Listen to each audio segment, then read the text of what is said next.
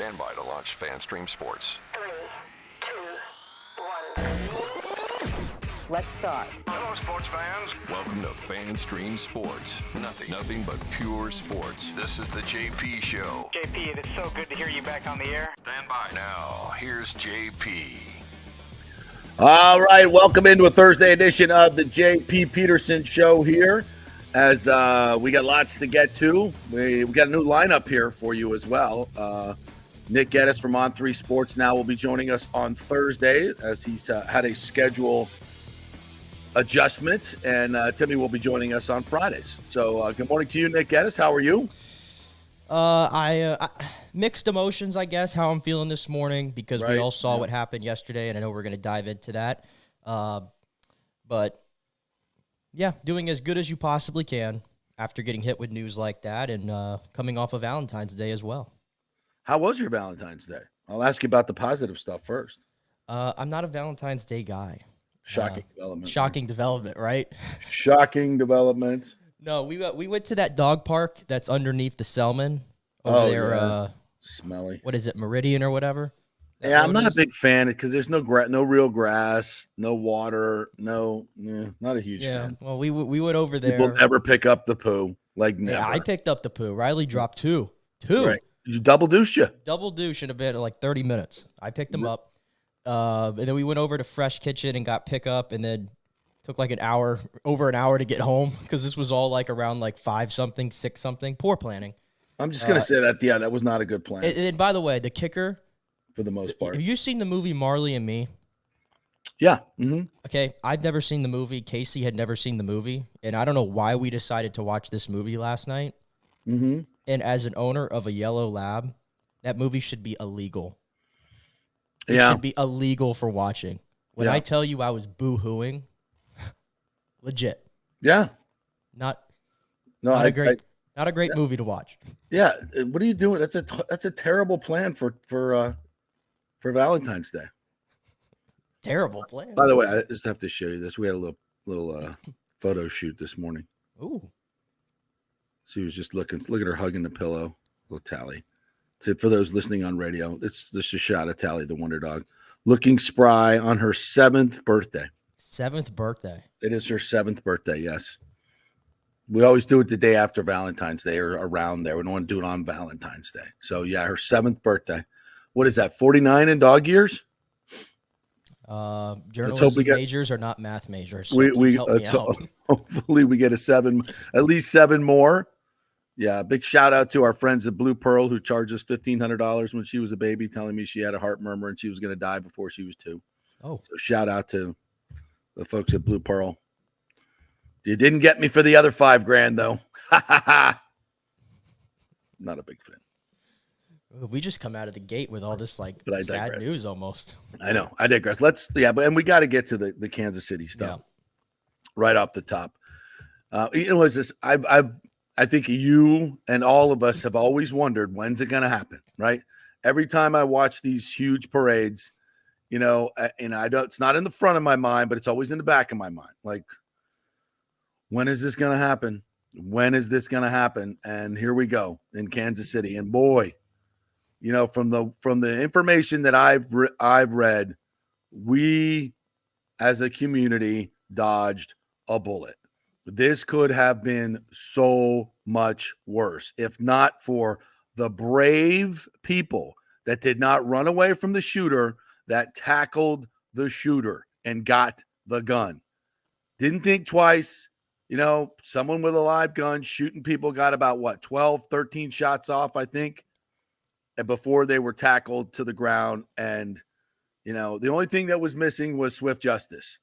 I just wish there would have been some swift justice there, because now we got to put up with trials and spending all the money.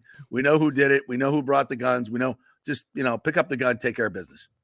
I hate saying that, but, you just shot 13, 14 kids, killed one of them. I don't need a trial. Everybody saw it. Let's just take care of this right now. Someone pick up the gun and take care of it. Let's just be done with it. I mean, it's awful. It's freaking awful. And I'm sick of it. And, then here comes the blame game. Is it the guns? Is it the people? It's like, all I know is before this huge spike in psychotropic drugs for young children and endless video games of people shooting people in the most realistic manner. We didn't have any of these. And by the way, we had more guns per capita back in the 60s and 70s than we have now. So the idea that it's just the presence of guns as opposed to the presence of shoot up video games that have been with us for how long now since this started, and all these antidepressant drugs that these kids are taking. You know, if you want to look inside the real problem, folks, if you want to really look inside the big problem, let's start with Big Pharma.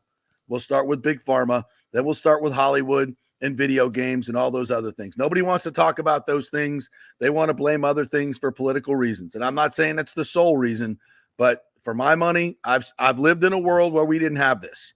And I lived in a world where we do. And I see the changes in the world. And if you've ever played, and Nick, you've played a bunch of these games, it didn't make you go out and shoot up people. I'm not saying it does everybody, but it desensitizes kids.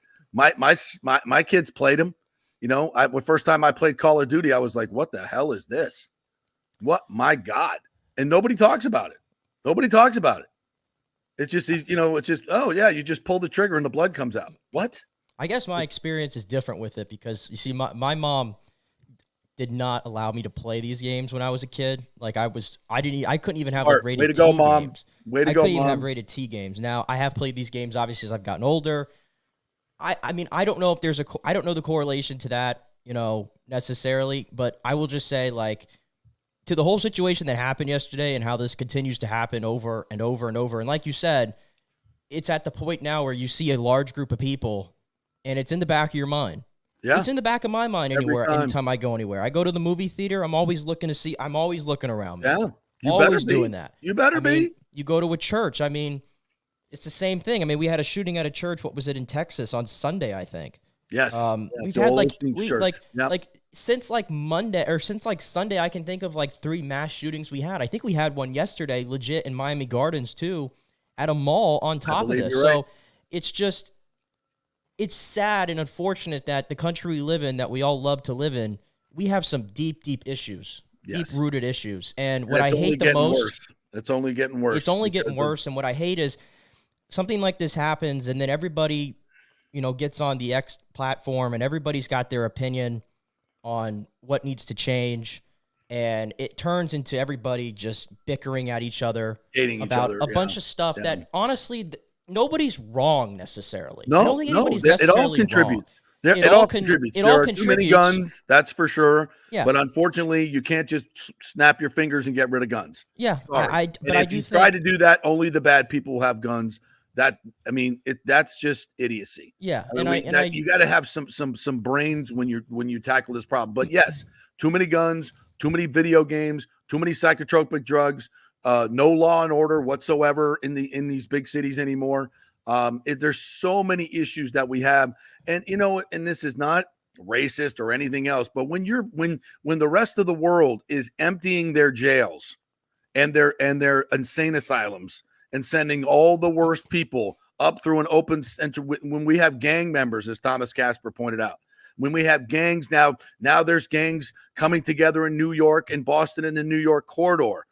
All these MS-13 people and everybody else that is coming, a lot of these people are just coming here to work. I get all that. I'm not painting them with a broad brush, but this is why you have border policies. This is why you have a border. This is why you're supposed to check and see who's coming in. So when there's, you know, hundreds of thousands of them that are gang members of MS-13 and every other gang in Latin America coming here unfettered, we have no idea what they're doing, where they're here, getting money from the government. We're paying for our tax dollars are going to fund these gang members coming to America. I mean, what the F are we doing? And we've got Mayorkas is up there sitting telling me every time he goes into a meeting with President Biden, his biggest challenge is he has to be prepared for it because he's so smart and on the ball. The president is so on top of all these issues that you have to prepare for days to go into a meeting with Joe Biden. This is our idiot Mayorkas who sits there and says, "Oh yeah, the border is safe, nothing wrong here," and then he tells you that. I mean, my God, where have we gone? And he says it to a journalist on a Sunday show, and the journalist just sits there and goes, "Oh, really? He's that good?" Like you honestly believe anything these people are saying? and you don't challenge what the guy just said, that Biden is that on top of everything? I'm not trying to hate on Joe Biden here. Or just politics in general. Look at what's going on. Look at the buffoons that are running this country. It's unbelievable. And Republicans are voting for the same crap. It's not Democrat or Republican. It's the whole damn uniparty. Well, that's what I was going to kind of morons. Yeah. And this is what you get. This is shootings, and it's going to get worse. Can you imagine the gang members that are now coming together here in America with less? And what does Chicago do? Oh, let's just get rid of 900 police positions, and let's get rid of our shot tracker that tells us exactly when shots are fired. Let's get rid of that because it's anti-minority. I mean, just the stupidest things you could possibly do are what our leaders are doing, and this is what leads to all this bull crap that's going on right now. Sorry for the rant, but I'm just sick of it. And this is not political on one side or the other. They're all part of it. Well, and it's disgusting what they're doing to the American people. And I hate that these discussions, and that's what I was going to say, all the bickering yesterday, it seems like it's inevitable that it ends up becoming political, and everybody takes shots at each other, and it's just a symptom of what's wrong with what's going on. And it's like I said, you know me, I take myself out of political stuff. I don't want to talk about it. I don't want to be around it. And the reason why is because I hope everybody wakes up to the fact whenever everybody's saying that there needs to be a solution, and everybody's calling on the leaders in Washington to do this. Take in mind, it doesn't matter what affiliation they have. Exactly. They don't care about you. They don't care about your safety. They are not real people that deal with real life issues. They have private security. They have private security, and they have guns. And that's why I don't trust any politician, and I don't trust anybody in government. Maybe that makes me a problem. I don't care. That's just the way I feel about it. So when everybody's telling me, "Oh, we need to pressure the politicians and this and that," they're not going to do anything. This has been going on for years. Yesterday, I think to the day was like 6 years to the day of the Sandy Hook shooting, and it's happening again. Or not the Sandy Hook. I can't even keep track of them. Not Sandy Hook. Forgive me. Which one does it doesn't matter. Right. Yeah, it's the ones down south, obviously. Children. Yeah. Yes, I can't even keep track of them anymore. Parkland. Yeah. It's been happening for years. Everybody puts out their blanket statements on Twitter about this has to end. You know, we need to protect our children. We need to do this. We need to do that. And nothing ever changes. Nothing ever gets done. It's funny you mention this, Nick, because this is the point. We get together on Twitter, and here's the thing. We all want the same thing. Safety for our families and our children, right? We want to feel safe. We all want the same thing. But then what do? They have us bickering at each other on how to do it. Yep. So they've divided us, the media's divided us because this person thinks this, and this person, you got to hate that person. You got to hate that person because he's anti-gun. You got to hate this person because he's pro-gun but wants to have more law enforcement and more people and big pharma to be targeted and these video games to be targeted. And it's like you people are arguing about the same. Like if you do a little bit on all those issues and come together, we might make some headway here. But instead, we're too busy bickering with each other. It's the psyops that are going on social media and everything else to divide our country. The ridiculousness of so many things that are going on is being executed to perfection. And the media, yes, the media that I worked in for so long, corporate media, is the biggest problem because they set the foundation for all of it. They allow so much of this bull crap to go unopposed. And it's not the way it used to be. We used to have a fourth estate that was a watchdog on these politicians and would bring them forward when they did misdeeds, and they would be voted out. That's the way the system, simplistic as that is supposed to work. But when you have a fourth estate that's corrupted and in the media owned by these globalist corporations and every politician owned by these globalist corporations, what do you got? You got no accountability whatsoever. You had zero accountability, and everybody can do whatever they have. And make an analogy over to football. When you've got a head of a team that's not holding the people accountable, what happens? It's complete anarchy. You could have the most talented team in the world, but when none of the players are being held accountable, it's complete chaos. It's complete chaos. Yeah. You get the New Jersey Nets. It doesn't matter how much talent you have. If you have no leadership and everybody's doing their own thing, you got nothing. And that's where we are. Yeah. I mean, your heart obviously goes out to the victims here and everybody. I mean, what was it? 15 children in total? Or something like some crazy number like that who were who were wounded from this. I mean, this is children. I mean, think about it. These kids who were probably so excited to go to a parade. You know, they didn't have to go to school. It seemed like everybody, best day of their life, that they were going to make memories with their families and everything to celebrate this dynasty that took place, and for a bunch of scumbags, essentially. I don't even know if that's even harsh enough to even call it. No. To go over and take over this whole thing. You know, I had all this great sound that I wanted to play today, and I don't even want to touch it because the parade is tainted.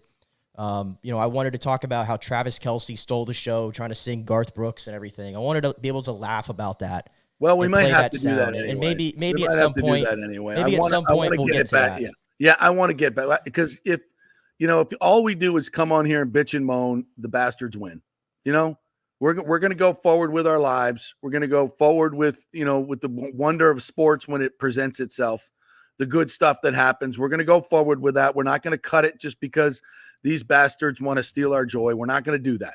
We have to keep going. We got to keep going, because I'm going to tell you, this ain't going to be the end of it. It's only going to get worse as we head towards the election season. Yeah. It's only going to get worse. And listen to what we're saying. Worse than anything you ever imagined. By the way. Listen to having to say this is our reality. Yeah, it just is. It's an uncomfortable truth that nobody wants to talk about until it actually happens. Yeah, this is our reality as a nation. These are the things that we deal with. Mm-hmm. And everybody turns a blind eye to it. I don't care about your X statement about how to fix it from a politician's stand. I don't care. Nothing is going to get done. And that's the worst part, is it. We all know it, that nothing's going to get done. This is going to continue to happen. I mean, by the whole definition of mass shootings, which I think is like 4 or more people that die in a shooting, we've had like 50 of them since the year began. 50. And it's only it just continues to happen. And like I said, it's unfortunate that everywhere you go, it doesn't matter if it's church, it doesn't matter if it's a movie, a parade, a mall, anywhere where there's a social gathering, you have to always be on the lookout for something like this to happen. You can't even just enjoy it in peace. And that's the most unfortunate part of the reality that we live in today. If you took a graph, this is the last thing I'll say. If you took a graph, okay, and I've seen this graph, by the way. If you took a graph and go, and on one line is mass shootings, okay, in America. All right. And then the other line is prescriptions for psychotropic drugs for children, by the way. And then violent video games. All right. And mass shootings, you would see them go like this. The line goes like this. And they're all 3 together. Now, if you want to go availability of guns in mass shootings, the line goes like this. This way. It's per capita. This way, place stays pretty steady, okay? And then your mass shootings go up, everything goes up. The only thing that is incongruent are those 3 things. But nobody wants to talk about it. You know why? Because it's Hollywood. Hollywood makes a ton of money off those video games and all the violence that they put in all the movies. Every movie you see, nothing but people getting killed and violence. But don't show sex. Don't show people making love. We can murder people as much as possible, but don't show. That's too racy. Think about that for a second. Just think. I'm not sitting here promoting porn. I'm just saying, think about what we do, right? That these horrific scenes you see in movies and TV that kids are watching, right? Those things in Hollywood, all that stuff, psychotropic drugs, all in concert. It's awful. All right, we'll move on. We'll move on. So to the parade, my friend, to the parade. And the greatness that are the Kansas City Chiefs. It seems silly to just move on like this, but we're going to do it. I thought it was fun yesterday before the shooting. It was fun. And I will say this, as much as Travis Kelce is overexposed, and I mean that in the largest way, they have fun with it. I got to give the Chiefs credit. They have fun with it. And then you also have to recognize their greatness and what they've been able to do, which also underscores the greatness of the Buccaneers win, by the way. Looks better and better every day. But I just, I got to tip my cap to them, especially to Patrick Mahomes. They handle it well. They have fun with it. And it's hard to hate them. Like I hated the Patriots. I hated the Patriots much more. But these guys they're fun. I got to give it to them. If you want to play some of that, please feel free. Yeah, I'll cue some of it up here for sure. But yeah, I mean, listen, Travis Kelce, I think, is a very, in general, and especially his brother Jason, just very fun, just very fun characters that I think you want in the league. And Mahomes, I mean, it's crazy. Like if your biggest complaint about Patrick Mahomes, and this is a real thing, I'm not saying this is me necessarily, but this is what people say. Oh, well, I find his brother very annoying. Oh, I find his wife very annoying. Like, if that's your biggest complaint, I mean, that has nothing to do with the actual guy. I mean, he's what you want from the ideal quarterback standpoint, maturity, clearly what he does on the field, being an ambassador for the community, all those things. And I think even with all he's accomplished, still a very down-to-earth guy. Some of these like top athletes, it feels like they are on this pedestal, like you can't touch them. I feel like Mahomes is not like that. He's a very different type of elite athlete. I don't know if you kind of see it the same way as I do, but he seems like a very approachable guy. Like he immediately, like, you know, after the Super Bowl, he's going to everybody's show. He's on McAfee's show. He's on ESPN doing an interview at like 6:00, taking time out of his day as they're trying to enjoy Disneyland. Yeah. And he answers every question. He gives his time. And you know, I'm not saying that's a requirement to do it or anything, but I personally appreciate seeing that. No, not everybody. Brady didn't do that. Yeah, Brady didn't do that. So to the point about, I mean, listen, the reality is people hate winners. They just do. Exactly. And that's a large part of the reason why I think people were tired of New England. And of course, they had some other stuff that went on. Yeah. That, you know, by the way, I think today winners get I think tomorrow we're going to find out all the dirt on that, by the way. Exactly. On the Apple doc, which looks very juicy, by the way. What was this now? The big multi-part series about the Patriots dynasty and how it ended. Oh, Brady, Belichick, and Kraft are all on record. That's coming out tomorrow on Apple TV. Who is it? Yeah, and there's already been some excerpts coming out, and there was one about Brady where he essentially said, and I'm kind of paraphrasing the quote, like, I was a free agent, and it didn't matter if I wanted to play to 50 or not. I was not signing up to go back to there after everything we had done. He was not going to do it. So we might get some true insight, I guess, as to how that ended. So I'm going to be waiting for that tomorrow. But the most cleansed, media cleansed athlete in the world and controlled, Tom Brady. If we ever get the real truth, I'll be shocked. But I'll watch. It's going to be interesting because Bill and Robert Kraft are also on this documentary and a lot of former players. So I have to go like, all right, who produced the doc? Whose back pocket are they in? Is it, you know, I got to figure that out. Kraft, Brady, like whoever produces the documentary, whoever tells the story gets to tell their version of the story. It's not necessarily a true version. It's just their version of the story. So we'll see. We'll see. I'm so skeptical. Isn't it horrible? You always are skeptical. Yeah. Well, I've lived a long life. Live the long life of watching these bastards work. It is actually, I just looked it up. It's the director of this thing is Matthew Hamachek. He directed the Tiger Woods documentary on HBO. Oh, yeah. Which I don't know if you saw that one, which was very enlightening, and they didn't leave anything out about the whole Tiger Woods story. So no, they didn't. He was very thorough. All right. You got me now. See, that's what you got to do. You got to go do the research. So well done. Yeah, I'll watch for sure. Speaking of Tiger, before we play this, you see the new clothing line? Sunday Red. It's hideous. It's hideous. I love the logo. I think it's awful. I think it's very similar to the Greg Norman shark logo that I see at Costco all the time. Shots fired. Maybe just a little bit. Did you go Costco? I did. Now listen, I love Costco. I love Costco, and I own some of those Greg Norman stuff because they're like $14.99 for polos, right. And I'm like, cool. Yeah. But no, I don't like the logo. Quality, by the way, not bad quality. Not bad quality. No. But no, I hate the logo. I barely can understand what it is. I love the logo. I hate that Sunday Red has been put in like 3 separate words. That seems and it just seems very boring. It's probably going to be super overpriced, and nothing's ever going to touch. Nothing's ever going to touch that TW Nike logo that he used for so many years. That was just the gold standard as far as I'm concerned. So greatest logo in the world. It's definitely the greatest logo for any athlete that has a brand with a company, in my opinion. Yeah. I mean, the Jordan logo, I guess, is probably number one, but the Tiger one's right there. No, Tiger's right there. I think, if I go logos, brand logos, and I'll put everything in there, put your LV and everything in there. Like just the most historic one has to be the swoosh. Oh, the swoosh started it all. The swoosh started it all, and then the Jordan built off of that. Yeah, and then Air. By the way, I finally watched Air. Have you watched Air? Oh, I've watched it like 3 times. Fantastic. Oh, I'm so sorry it took me so long. I apologize to you, Ben Affleck, who, by the way, deserves an Emmy. The whole group does, the Dunk Kings. I'm just love them. That was so well done. That movie is so well acted. It's so well written.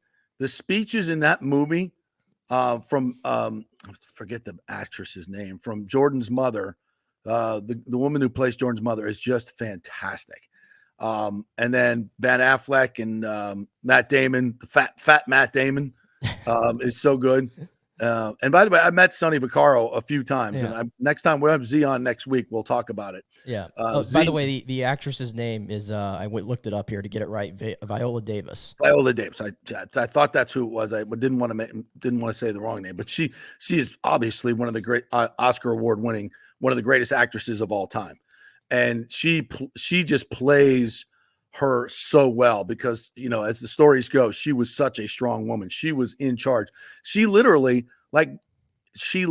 changed the way athletes are compensated. She was the first NIL person, name, image, and likeness. Michael Jordan was the first one to get a cut of the sales. Like that was, and I thought it was so well portrayed by all of the shoe companies and all the executives at the time. Were like, oh, no, we're not doing that, because they knew that was Pandora's box. They knew once they opened that box up that their profits were going down the crapper. Can you imagine how much money Nike would have made if they didn't have to pay Michael Jordan $400 million a year? $400 million. That's what I'm saying. Like all these things that he's doing, whether it's owning the Hornets, whether it's his owning a NASCAR team. His mom he doesn't have to do any of this. And she tricked Sonny Vaccaro and Nike into doing it, thinking that the other companies were going to do it. Like it was just part of the deal. And they're like, okay, if we have to do it. And truth be known, you know, Nike, even though they gave that up, would do it again 100 times. Look how much money they've made off of Michael Jordan. Right. Everybody's making money. Yeah. I'm sure the movie. They wanted to keep it all for themselves. No players are ever getting any money. Yeah. I'm sure the movie's over-dramatized. I'm sure the movie's over-dramatized, and there's somebody who follows this story more closely. It's going to tell me, well, that's not really accurate and all that stuff. It's a movie. It's Hollywood. It was great for what it was. It should have won an Oscar as far as I'm concerned. Yes, absolutely. That movie, I don't think it won any awards.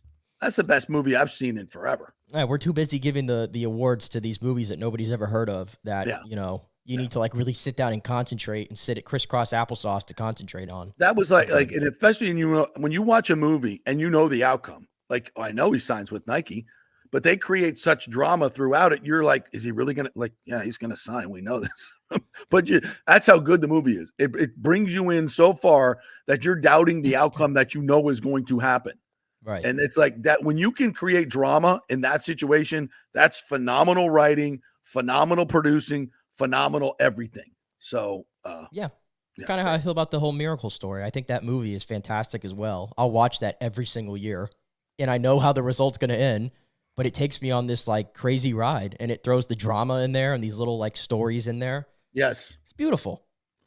Yeah. And when you have a movie where you know the outcome and you still can create the drama, that was fantastic. So, yeah, a couple people, Thomas Casper jumping in here, says the Izod Lacoste is the mother of all logos. That was probably the first logo I remember.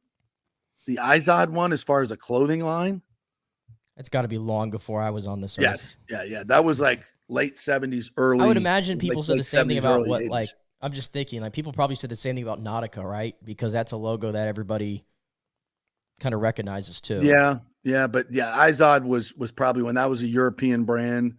Spalding, was one of the first, the cursive S was one of the first sports logos. Wilson, the W, that was on the tennis rackets. I'm trying to think of others, but yeah, I think where we've come to now, where Fanatics is like the only company. Ugh. Yeah. I want to save that because we're going to have to dedicate a segment to that. All right. I have some thoughts. All right. We got a big hockey game tonight. Finally, I haven't been back in Emily for like 3 weeks. I think it's been. We got the Colorado Avalanche coming to town tonight. The The Lightning coming off a big win over the Bruins. Bobby the Chief Taylor is going to join us. We're going to talk some hockey here. Deadline is coming up, and suddenly Julien Brisebois has $8.6 million to work with. So a lot of things changing in Lightning world. We'll talk to Bobby the Chief Taylor coming up next. We're brought to you by the Jeeves Law Group, JEEVES lawgroup.com. If you have any issues in the legal front, give them a call. Just go through the website, JEEVES lawgroup.com. You can call them. You can email them. Just tell them JP sent you. You get a free case evaluation, folks, and they are tremendous lawyers over there at the Jeeves Law Group. They've been doing this for a long, long time here locally. Scott has an office in St. Petersburg and in Tampa, so you can go to either one and meet a live human being, a real attorney who will sit down with you and give you a case evaluation for free. What more could you ask for? So if you have any legal help, legal questions, and they do it on a contingency basis, folks, so you don't have to walk in there with $10,000 in your pocket. You can walk in there with nothing in your pocket and maybe come out with $10,000 or more. It's the Jeeves Law Group, JEEVES lawgroup.com. Back in 3 with the Chiefs. Stay with us.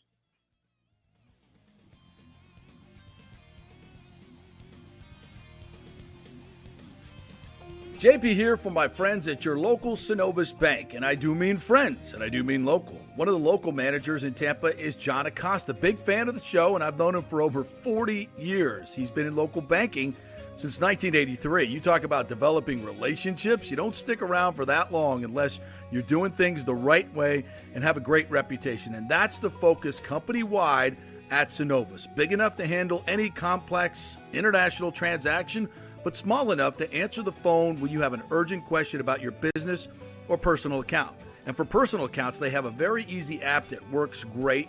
You can do everything online. And for large or small businesses, you will get that personal touch and services to help build your business, taking your dreams and aspirations from the whiteboard to reality. We can make that happen. Let us show you how. For a get-acquainted meeting to open a business or personal account, just call John or go to synovus.com to find out where your local branch is. All right, this is for all you guys who don't want to go to the gym and do 5,000 crunches. At Bay Area Modern Medical Center, you can get on the new True Body machine where you can reduce fat and tone up your muscle. It's like doing 54,000 crunches in just 15 minutes. Define your body as you see fit. True Body offers personalized muscle stimulation that delivers the equivalent of those 54,000 crunches in just 15 minutes. Just get in touch with them at Bay Area Modern Medical Center, BAMMC.com. Chris Lugo and the team over there will set you up on True Body and get amazing results. Non-invasive with comfortable and little to no pain and zero downtime. You can isolate and target those areas that you want to improve and treat multiple areas simultaneously. It's an amazing machine, so check it out at Bay Area Modern Medical Center, BAMMC.com. JP here for the Geddes Gordon Real Estate Group and our good friend Jane Geddes. Folks, simply put, there is nobody like Jane. Jane is a former LPGA two-time major championship winner. She was also vice president of talent relations at WWE. She also has a law degree from Stetson, so if Jane can drain a 10-footer to win the U.S. Open and stare down Hulk Hogan in the boardroom, you want Jane on your real estate team to not only negotiate the best deal, but find you the perfect home or investment property. And when you work with the Geddes Gordon Group, you become part of the real estate family and get concierge services that include expertly staging, marketing, and preparing your home for sale. Advice on golf properties. Hey, you might even get some golf tips. Many of their clients become friends long after the sale or purchase is completed. It's all part of the deal. So if you're looking for that perfect home or investment property or trying to get top dollar for your home, go with Jane Geddes and the Geddes Gordon Group because there's nobody like Jane. Call 813-485-6808 or go to geddesgordon.kw.com. That's GEDDES Gordon.kw.com. or call 813-485-6808. Let's go! Right now. Back to the show on FanStream Sports.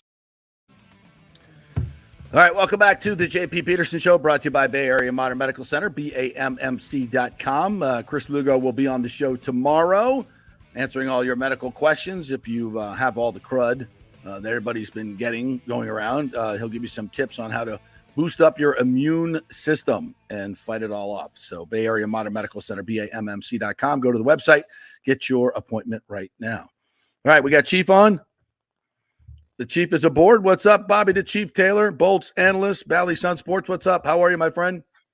I'm doing great, JP, and you?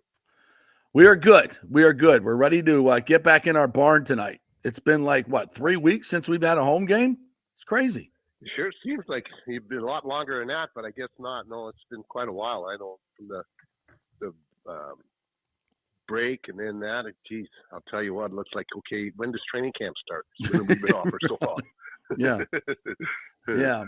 Well, listen, we got a great win over the Bruins the other night, which I think was almost a must win in that situation, right? The 2 losses in New York coming out of the break.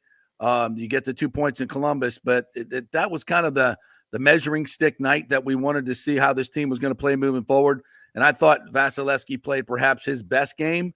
And as a team, I thought it was a fantastic team win to get those 2 points. What are your thoughts on what you saw on Tuesday night?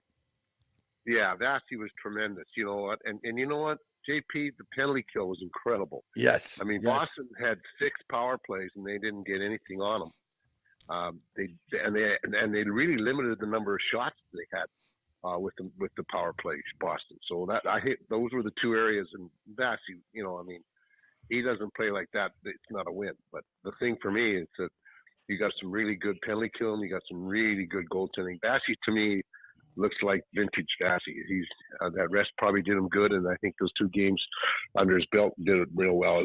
Did good as well. So he looks like he's almost top-notch form now, which is great for the Lightning.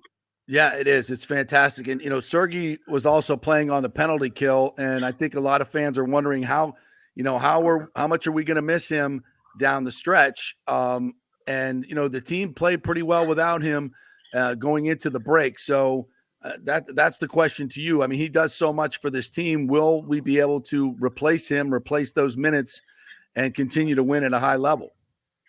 Well, that's the key is the minutes. And I think it's his offense ability, what I think they'll miss the most, because, you know, we don't get a whole lot of production from our defense. You know, Victor's having a good season offensive wise. You know, Radish has been a little bit better offensively, but other than that, you know, outside of Sergei, we don't get a lot of production from our D, and that's something that in this game we really need to have happen. You know, like tonight, Colorado. Yeah, Colorado has the highest scoring defense in the league. They got 41 goals amongst 6 guys or 8 guys that they got on their roster. So that's the highest amount of goals for any team in the league from defensemen. So that's what's going to miss him. And you're right. And the key thing is the minutes. Like, he's playing 22, 23 minutes.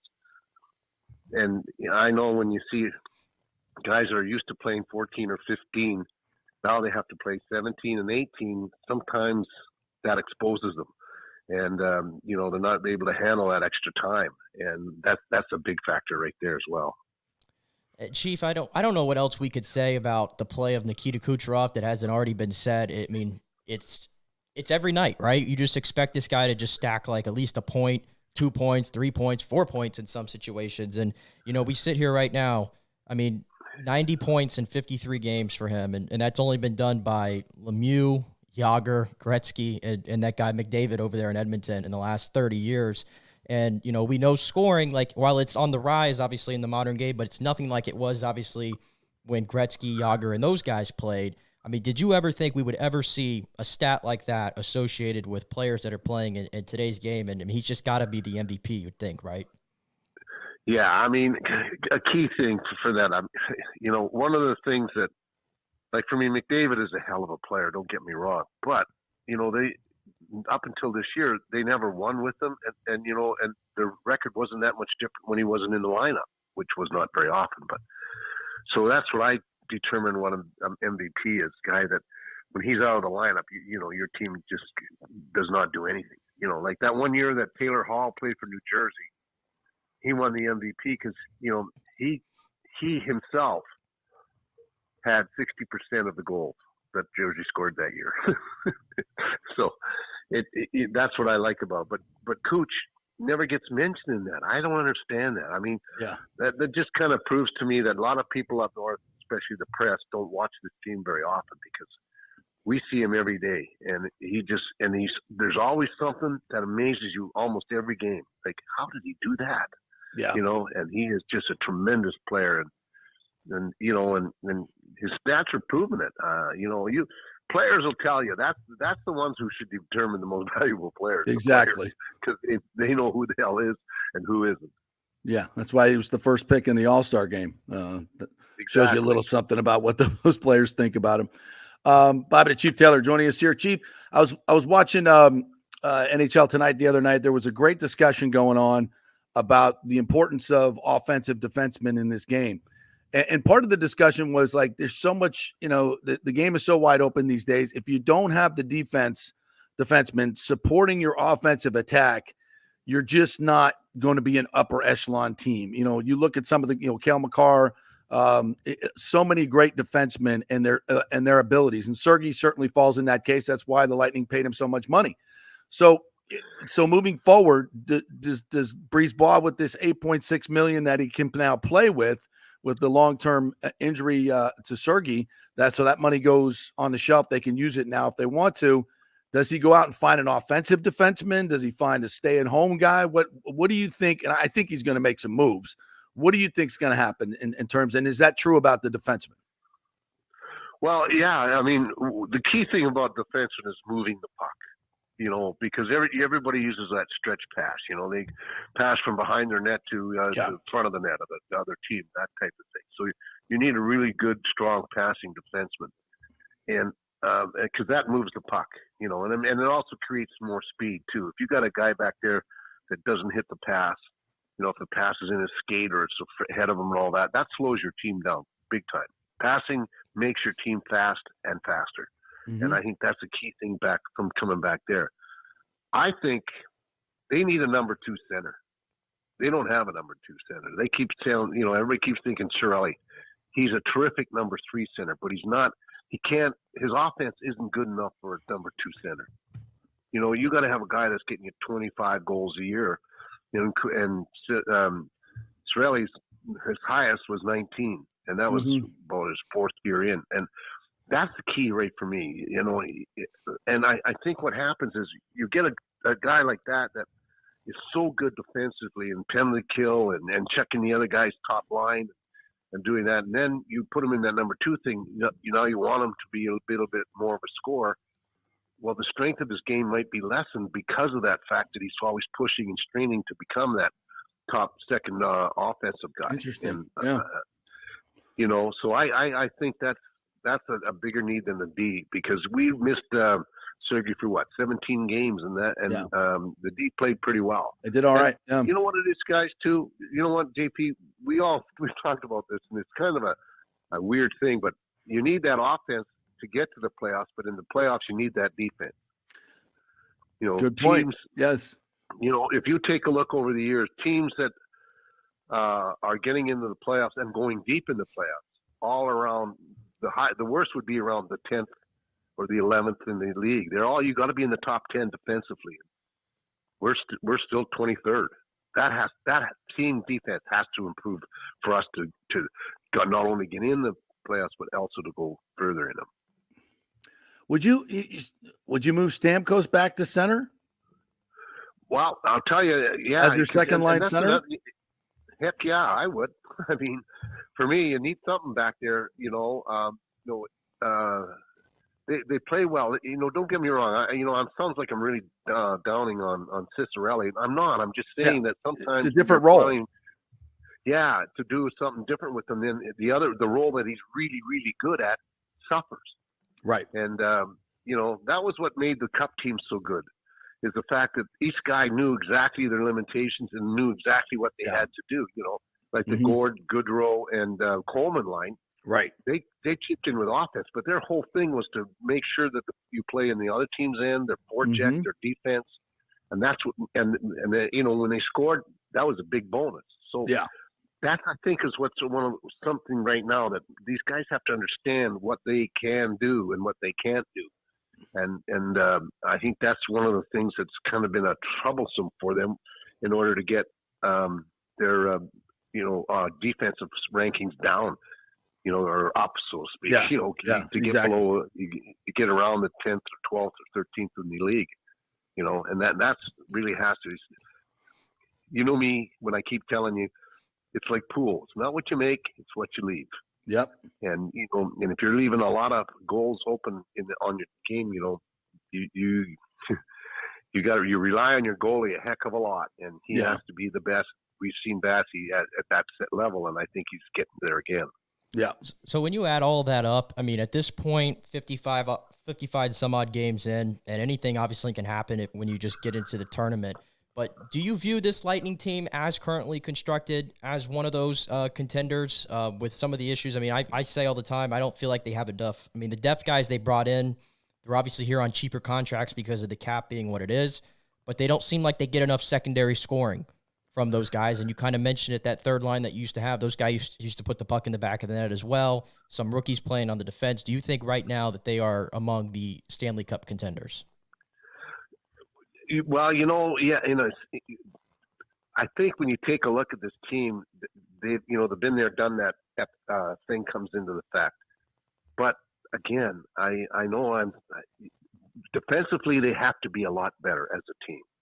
You can't keep giving up those high danger chances, and because when you take a look at it, so much talk about right now, like in puck management, like the team is 17th in the league in giveaways. They give up almost 7 3/4 giveaways a game average, and so that's got to cut down.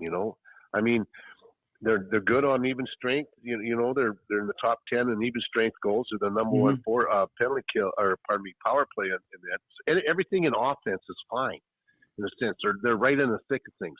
It's the stuff that keeps the puck out of your net that they have to get better at. And I think that's something that I'm sure that'll come because they did it before. But that's, for me, it's the realization of those third and fourth lines to understand that you can't play like Cooch plays. Nobody can play like Cooch plays. Maybe McDavid can play like him, but nobody else does. Yeah, exactly. So you can't do this fancy stuff. You have to be much more diligent with your puck management, sometimes Hagel drives me nuts sometimes when he killing penalties. He'll get the puck 2 feet from the blue line, and then you want to go on the offense, and all of a sudden he turns it over, and the puck's in your zone again for another 30 seconds. Yeah. Simple things like that have to be done, in my mind. And, and they're capable of doing it because we've seen them do it. But you can't, your fourth line isn't as skilled as your first line, and they have to understand that. Bobby the Chief Taylor joining us here. All right, we got a good game tonight as the Colorado Avalanche come in. The Lightning starting a 4-game homestand now. They lost 4-1 earlier this season to Colorado out there in Denver. So this will be a little different matchup. Stamkos, Vasilevsky is back. This is a matchup of two of the better teams in the league. What do you see in this matchup tonight? Yeah, you're right. I mean, and this one too is what you guys are talking about. This team's defensive unit is the highest scoring thing in the league, and they move the puck. You got to really pay attention to that. For me, it's just like, what's the best way to shut down a high offensive team is make them play defense. A lot for longer stretches. I mean, obviously you're not going to have them there the whole game, but instead of being in the zone for like 10, 12, 15 seconds, make them play defense for 30 to 35, 40 seconds. Yes. And, that limits their offensive ability, obviously. But I think that's something that I expect to see tonight, that, when we forecheck, we've talked about this, guys, all year long, about when they're on their game and they're forechecking hard and their puck retrieval has been really strong. Yeah, they really have a good game, and they really need to have that happen again tonight. Hey, real quick, Chief, I wanted to get your take on this whole situation that happened over the weekend in Toronto with the Morgan Riley thing. It seems to have been the talk of the NHL really this week. From your perspective, did that go too far, and are the unwritten rules of sports just completely blown out of proportion, you think, at this point? No, yeah.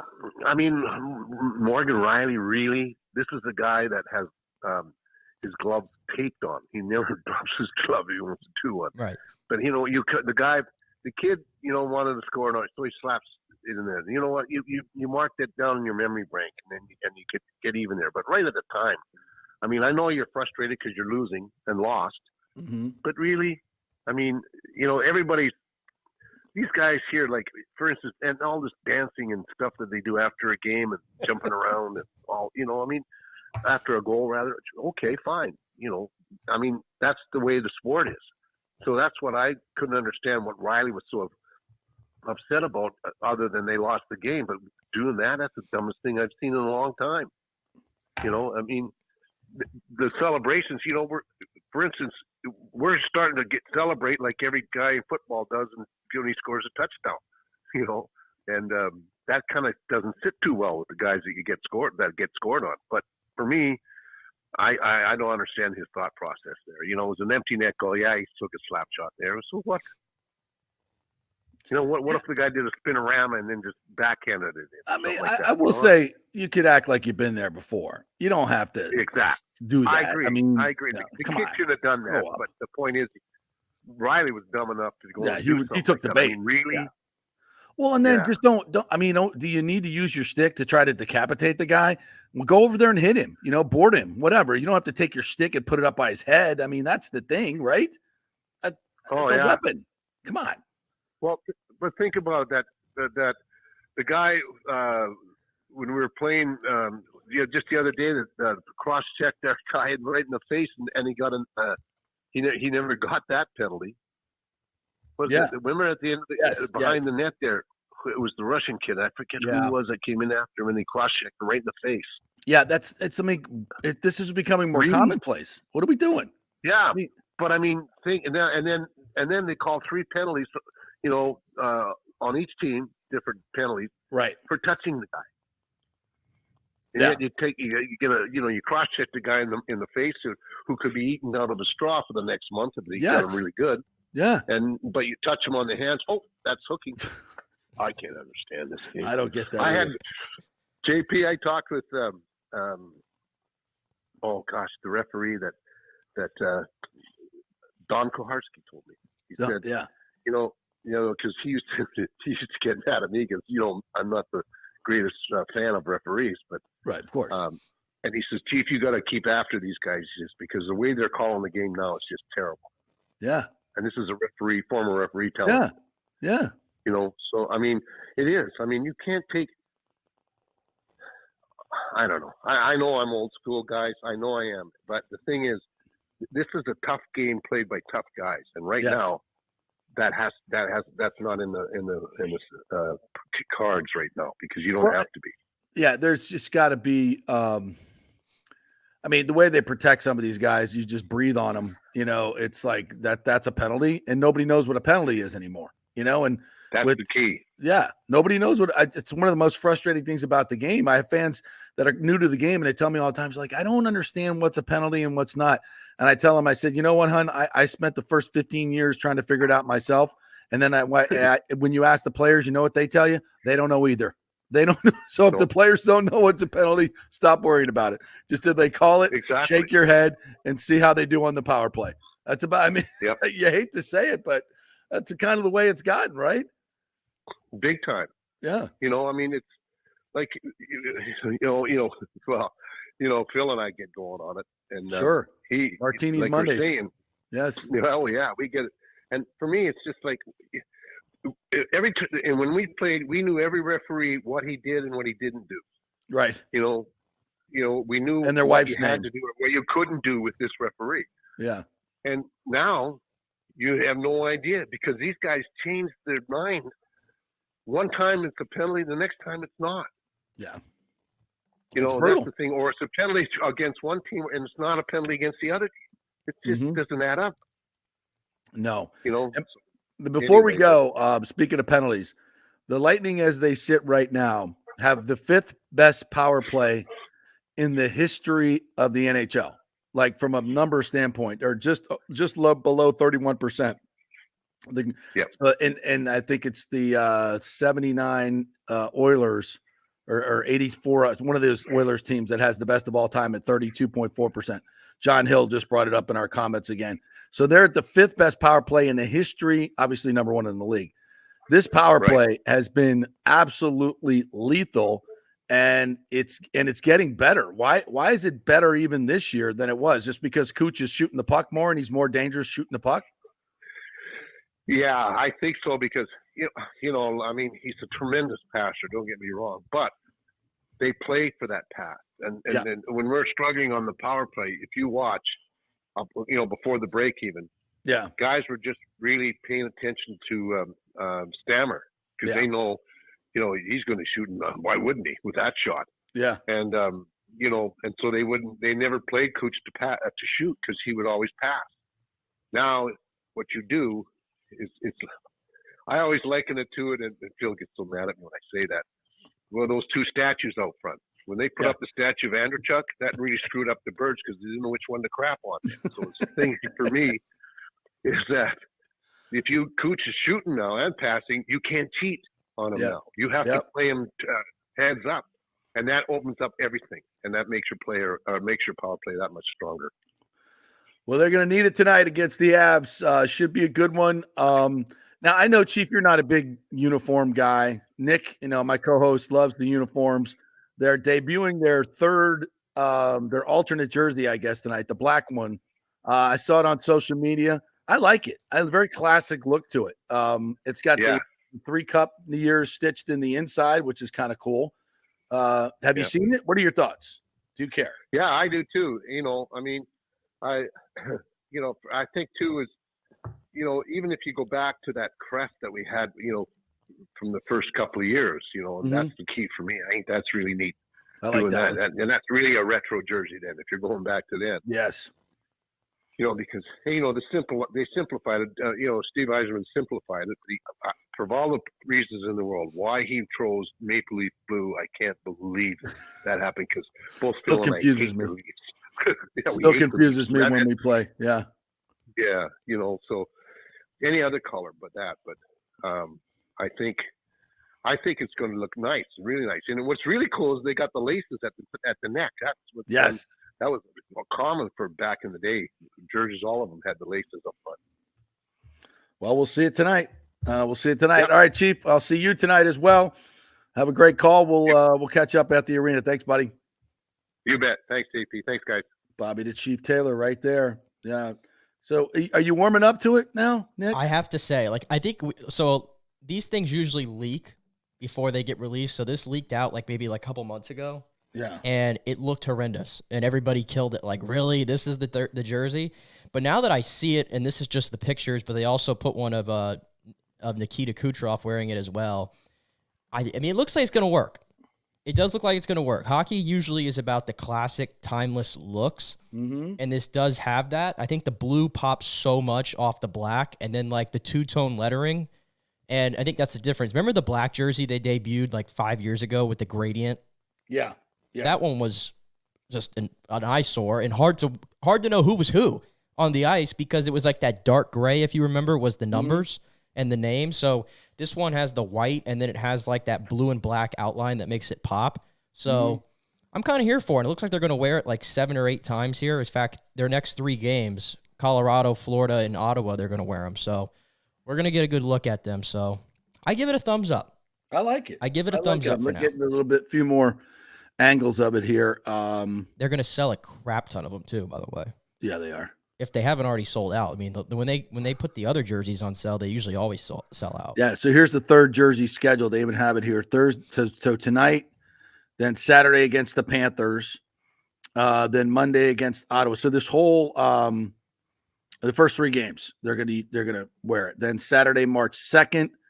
Then Saturday, March 9th against Philly, and then Saturday, March 30th against the Islanders, and then Wednesday, April 17th against the Leafs. So, I think I like it. I haven't gotten a new jersey in a while. Maybe somebody listening to this will make sure JP gets one, but probably not.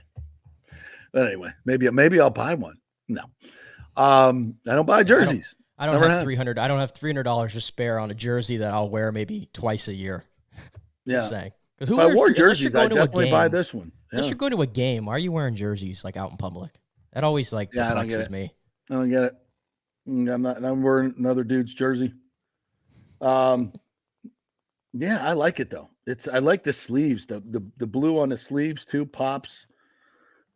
The white, yeah, that's a nice looking jersey. The more I look at it, I'll retweet that. Yeah, go get you one. I was at the Magic game last night. Had my kids, my 11 and under team, got to be the anthem buddies. We got them down on the floor last night. By the way, it's been a while since I've been to an NBA game, especially down on the floor. Those dudes are tall. My little boys were like standing in front of them, coming up to their knees. Like they're so big, these guys. Incredible. The match, we'll take a break. I want to come back and talk about the first NBA game I've been to in a long time as a fan. It was interesting. So it was very different than the last one I went to. So we have to chat about this. So we'll do that. We'll take a quick break. We'll come back. We'll do that. We're going to get into some Buck stuff, some more from the Kansas City parade, some of the sound from yesterday. Steve Wilkes gets fired in San Francisco. I think they fired the wrong guy. We'll talk about that. And USF gets a big win last night and some Rays talk in the second hour. Lots more coming your way. Brought to you by the great folks at Italiano Insurance. Get that insurance checkup, folks, and save thousands of dollars like I did on my auto insurance. You can do that with your business insurance. One of their clients called up and saved $26,000 on their annual business insurance. Lots of money to be saved. There's new companies coming into the marketplace here in Florida that want to attract more business. They offer some lower rates. And Italiano can get those for you. 813-877-7799. Italiano Insurance. Tell them JP sent you. Back in 3. Stay with us.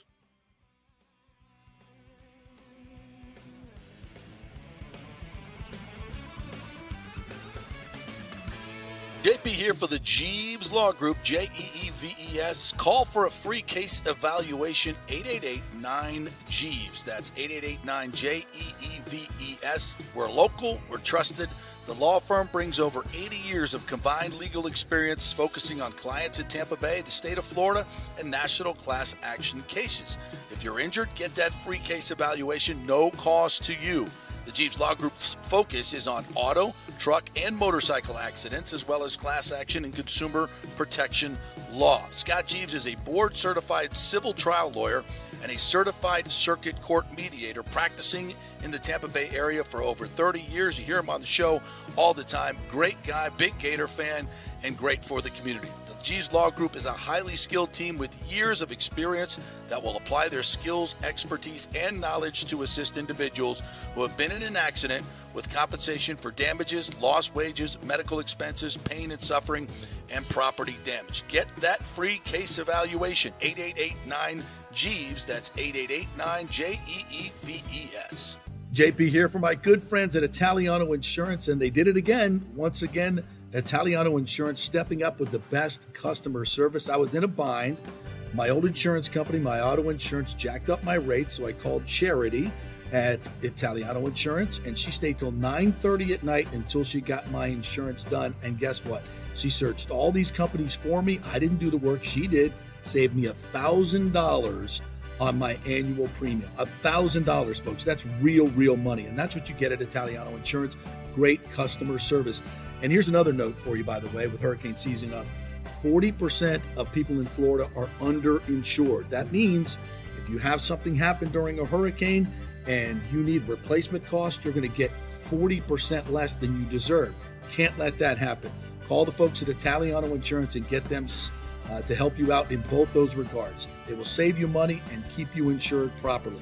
That's 813-877-7799. Great folks in the community, been doing it for over 60 years. Italiano Insurance, 813-877-7799. Start the new year with a new diamond from the Gold and Diamond Source. It's still engagement season. Where better to get that special ring than the Gold and Diamond Source? Of course, I just got mine there. I'm engaged. You should do the same thing. Let's go. Gold and Diamond Source has the largest selection of engagement rings in the country. A literal jewelry superstore with 30 times the inventory of any normal jeweler. And if you have a loved one or a special person in your life who has a birthday this month, maybe you have an anniversary coming up, you can get 15% off the January birthstone, which is garnet, as in garnet and gold for all your Seminoles. Celebrate that mythical national championship. And it's the Gold and Diamond Source's 40th anniversary. For the past 40 years, they have taken pride in offering only natural diamonds formed over billions of years from the Earth's incredible forces. And gold prices are at an all-time high. Now's your chance to turn your jewelry box into a cash machine. it's the perfect time to trade in your broken or unworn pieces for something new and stunning. It's the Golden Diamond Source, 3800 Almerton Road, always online at thegoldendiamondsource.com. Let's go. Right now, back to the show on FanStream Sports. Strike. 102.5 WHPT, HD2 Sarasota, Tampa, St. Pete. All right, yeah, for those of you who are not listening on the radio, you can now listen on the radio, 102.5 HD2. That's the Bones secondary HD signal that goes from Newport Richey to Sarasota to Orlando. I can listen to it on the way back to Orlando here. So all types of Lightning games, if you want to listen to that. Bulls games, the USF games are on there as well. Some of the women's games, men's baseball, all kinds of great stuff on the Strike 102.5. Bobby the Chief Taylor and Phil's Martini Mondays are on there. So they got two live shows, our live show, and then the Lightning Lunch with Greg Linnelli and Dave Mishkin, and that's from 12 to 1. So if you're looking for some great sports content on the radio, you can now get it at 102.5 HD2. So there you go. You can also listen on theboneonline.com. You go there, and then you hit where it says Tampa Bay Lightning. You can't miss it right there on the front, and it'll send you directly. Cool. You just hit the old play button, and you'll start hearing JP's voice. So there you go. I did not know that. So we can put another stream out there for them to listen to. Correct. All right. So many ways to listen to this great show. You can do it live or do it on the podcast as well. We do 2 hours every Monday through Friday, folks. Tampa Bay specific sports for the most part. And, you've got a lot of other podcasts out there, which are fantastic. We tell you to listen to them all the time, but they're more football, the Buck specific, they're, Rays specific, Lightning specific. We cover all the sports. And as far as I know, Nick, we're the only ones that do that in the Tampa Bay area. Are we not? We're one of them. Go? We're definitely one of them for sure. And I don't know if there's any others. Very proud of our work. And now you have so many different avenues that you can listen. So like the video portion, we're here for you. But now we also have just the normal. And you can always find the podcast too on Apple and Spotify as well. I noticed on Twitter now that like on my particular profile, it doesn't show up on necessarily my thread, but it's like at the top button where the profile is, it says live. And you click that and you get the show. Yeah. So, they're making it very easy and user-friendly, I guess, on all these platforms now. So can't miss it. Yep, there you go. And we thank you guys for commenting as well. We'll get into the comments here as we roll through it here in our second hour. The Rays reporting yesterday, I guess we have pitchers and catchers we have pitchers and a catcher. We got one catcher. His name is Renee Pinto. Really interesting article Topkin wrote today on Renee Pinto, and it is. Did you read it? I did not read it, but I saw the I'm sorry, I'm already laughing. The way that he put it out on Twitter, like it only tells you like the headline of the article. And all I saw was I'm scrolling through Twitter and it says, "Why didn't Rays go get a starting catcher?" Because they have Renee Pinto. And it was like it's like almost read like because they have Will Smith or Sean Murphy, Renee Pinto. I'm just joking around. I do like Renee Pinto, but when I read that, I was like, it just made me laugh a little bit. It also kind of, the connotation is that he's not a starting catcher. we didn't need to get one because we already have one, or we just have decided we're not going to have one. We'll just have a backup play most of all the time. And looking at his historic numbers, there's nothing that would suggest to you historically that Renee Pinto is going to be a great player over the long haul, right? I mean, from what I recall last year, though, I thought he actually started to hit a little bit better last year. At the end of the year. At the end of the year. And if you look at the numbers, like it was a 38-game sample size, 6 home runs, 16 RBIs. The average is just over 250. I know the OPS plus was under 100, so that's a little bit below average. But you'd like to think that if he gets more playing time like he did last year, he'll build on that. But again, this historically, this is not a position the Rays have really ever had like a set in stone guy. Yeah. Like we had Zunino for 3 years, and that was like one of the longer tenured ones. Yeah, Wilson Ramos is better, probably the best catcher that we ever had. For 2 seasons, right? Right. So well, this is interesting as it's written. It says Pinto is 27, but has played only 63 games in the majors. His stats don't make a very compelling argument. 235 average, 8 homers, 654 OPS at the plate, 4 of 32 runners caught stealing. Yeah. What? He's not great. He's not the greatest. 27 combined pass balls. What? And wild pitches over 466 in a third innings. Those are not good. Not only are those not good numbers, those are all bad numbers. They're not good. Those suggest you are not a starting catcher in the major leagues. Like that's his resume. So basically what they're saying is, and they signed this guy 2013, Rene Pinto. He's been around forever. But they're banking on this stretch at the end. It wasn't even a full half season, but they're banking on that, though, all those improvements that they saw as the reason they're going to stick with him. 103 at-bats is what they're banking on. And he's not, in 10 years, he's not particularly shown you that he's a great defensive catcher. So it seems to me, and here are the numbers. His average went from 213 to 252. His OPS from 566 to 723. They're projecting his home runs because he had 6 over the last 103 at bats to, the 25 to 30 home run pace. Okay. And Cass said, yeah, we're going to lean heavy on him. He's a really good player, a really good catcher. Felt like what he did offensively might not have been appreciated as much as it should have been. The home run output was impressive. He's just gaining confidence day by day. The catchers, the pitchers seem to love him, the way he handles the pitchers. And I get all that, and it all sounds great, but is this real? You're going to hang your hat on this guy as your starting catcher? That seems a little odd to me. Well, again, the catcher market on free agency, and even though I said I would have liked to have seen a veteran, and I think Yasmani Grandal is one of those guys I threw out there, and he's still available, because I do like having a veteran at least back there. Yeah. But I also think they're excited about this kid, Alex Jackson. And I call him a kid. He's not really a kid. He's actually older than Rene Pinto. I think he's, how old is he? He's 20. He just turned 28. But he was I think, the number 6 overall pick in the 2014 MLB draft. Former top prospect. He's 28 now. Remember, they got him last year in one of those trades that they made at the deadline. And last year in AAA, 16 home runs, 45 ribbies, 284 average, over 900 OPS, and about 250 plate appearances. So I do think they're excited about him and what he can provide offensively. So I think that's where they're hedging their bet right now, is they're going to go in there with Pinto. They think that there's some untapped potential. In 6 home runs in 38 games or 35 games, whatever, I think is a pretty good little sample size. And he has some underrated power. Like, maybe it wouldn't surprise me if he hit like 15 home runs this year, if he got the bulk of the playing time.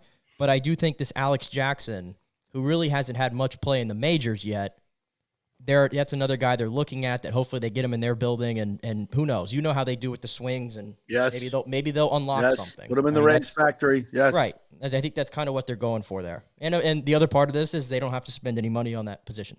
Well, there you go. You got one out of me. You got one out of me. And there you go. It's like we all understand that, once again, printed in the Times the other day, the Rays' financial constraints of the small market. Zero basis in fact. Big market, have plenty of money, choose not to spend it, if you would like a editor's correction there. It's the mental gymnastics that they sometimes jump through to just say, we don't want to get to the last part of your explanation. We don't want to spend any money on a catcher. That it's like, well, all right, how are we going to justify this? What are the mental gymnastics we're going to go through? We're going to lean on the last 100 at bats as our reason to not go out and get a starting catcher. That's just, and listen, the Rays will prove me wrong again. He'll come out and have an all-star year, and I'll go, what the, how did you guys see this? And it's, if he continues on that path, yes, but this dude has been in the minors a long time, and he's never shown any real tremendous ability. He's got good ability, could be a decent backup catcher, but not a starting catcher in this league, especially defensively. No way. His pop time is good. Okay, you still got to throw the ball down at second base. Who cares what your pop time is if you don't have a great arm and it's not accurate?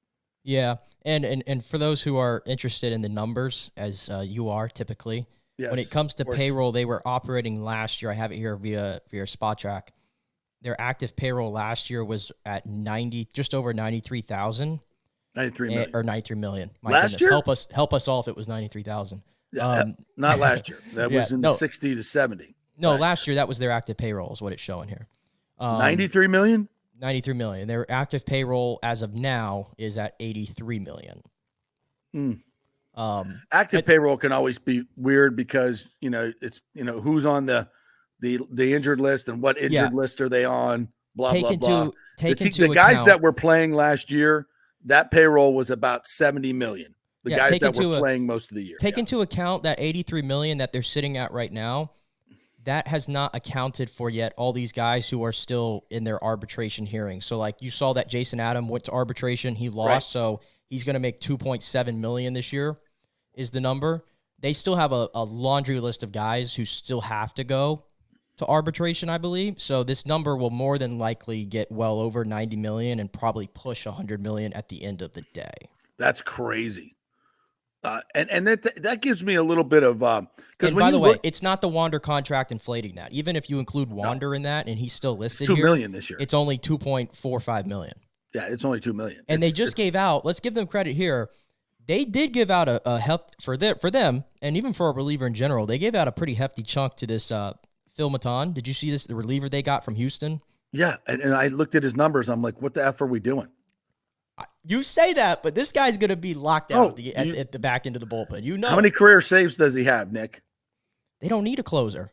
How many career saves does he? They're not looking for a closer. Fairbanks is the closer. He's going to be that guy that's in that setup role. I think that Jason Adam, this might be the last year you see Jason Adam, and they're going to hedge this guy. He's going to get more, and they had to replace Bob Stevenson because Bob Stevenson, I love Bob Stevenson, but he got an outrageous amount of money on the free agent market. Yeah, okay?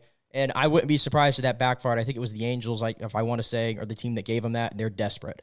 Yeah. So they get this Phil Maton, and he comes in at half the price of Bob Stevenson, and I probably will bet right now he's going to be one of those guys that throws a lot of innings, and he's going to be shut down for you. So they did spend money in that department. Yeah, $6 million, right? Or actually for 2 years, $12 million, right? Or a little bit more. This reminds me of the Manuel Margot contract. It's like you've got so many pitchers that are better than this cat that you're not paying that much money, but you went out and got this guy. I guess, they want him to eat innings and be, just give me a clean eighth. Let me get the Fairbanks, clean seventh, you never clean know. Eighth. Yeah, that's important. It's just how as many big as guys the you're going to use. Really. You never know how many guys you're going to use. And listen, the Rays, if there's one thing we can bank on, there's going to be injuries in that pitching department. Listen, I'm glad they spent the money. That's what other teams do. They spend $6 million on a middle reliever who can shut down the seventh, eighth, or the ninth inning, be a setup guy. I'm all for them spending money on it. It just seems like it's like when they spent the money on Margot. I'm like, his numbers do not suggest that he's going to be your highest paid player, which he was for a little bit. I'm like, that just right. I don't get that, and that did not turn out to be a good contract at all. In fact, you had to throw that in. They were lucky they were able to get rid of it too. Yeah, well, they gave away a number one pitcher, got very little in return so that someone else would take that salary. Let's be honest about what that was about. That was about getting rid of Glasnow's contract and Margot's contract for a couple of slapdick great pitcher and Ryan Pepio and not slapdicks. Johnny DeLuca. They're not slapdicks. Hey, Johnny DeLuca might hit 20 home runs and you'll be singing a different tune.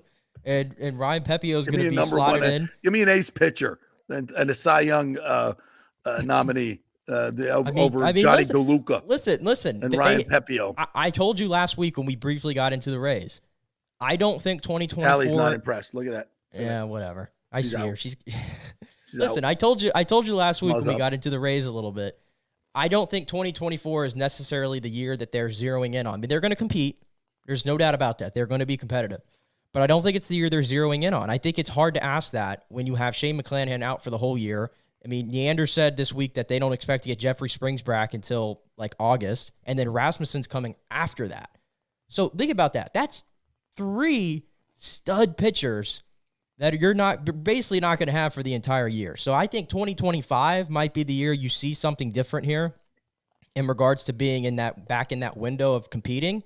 because they still have these guys. I mean, of the talent they still have here that's really good, the Yandis, the Randys, the Esox, the Josh Lowe's, these guys are going to be here for a long time, obviously. We know that. And then hopefully you get some contributions out of Junior Caminero if he has a Wander-type impact, which I don't think's out of the question. Mm-hmm. That would obviously go a long way.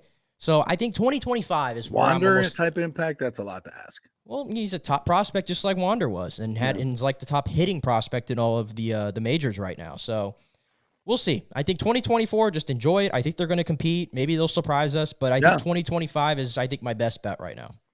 Yeah, I would have opted. I think they could have definitely added to the, maybe still can, to the catcher pool if they want to spend some money. Yeah. And listen, the whole free agency market is so weird anyway. I mean, there's so, like, Blake Snell's still out there. Cody Bellinger's still out there. Matt Chapman's still out there. Well, who's this guy's? I mean, I think they're all like Boris agents or clients. Oh, are they? Are they all Boris? They might be. There you go. And that guy controls like the entire free agency market, which is usually still dead. Like those guys are going to sign like probably like while we're well into spring training, if you can believe it. Oh, stop looking at Twitter during the show. Yeah, don't do it. I do want to see, by the way, last note on the Rays real quick. And have you seen they're going to get a new City Connect, or they're going to get a City Connect uniform? Yeah, I was going to talk about that. Yeah. Yeah. So it's explained, like, again, I'm not I got my guys here. Lonnie's talking about it. A lot of guys are talking about it.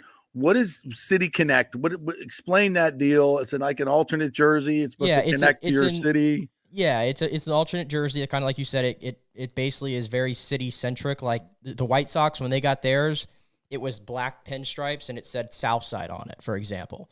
And a lot of other teams have had them. Like the Diamondbacks had one that was really cool that kind of had like snakes on it, and I think it honored like the heritage over there. I forgot the word that's on it, but some of them are really cool. And the Rays were one of like 7 teams that are going to get one, so everybody's trying to figure out what it's going to be. I think Cigar City, something themed like that, is probably the best route to go. Oh, if I was designing Tampa it, roots to it. Yeah, well, okay.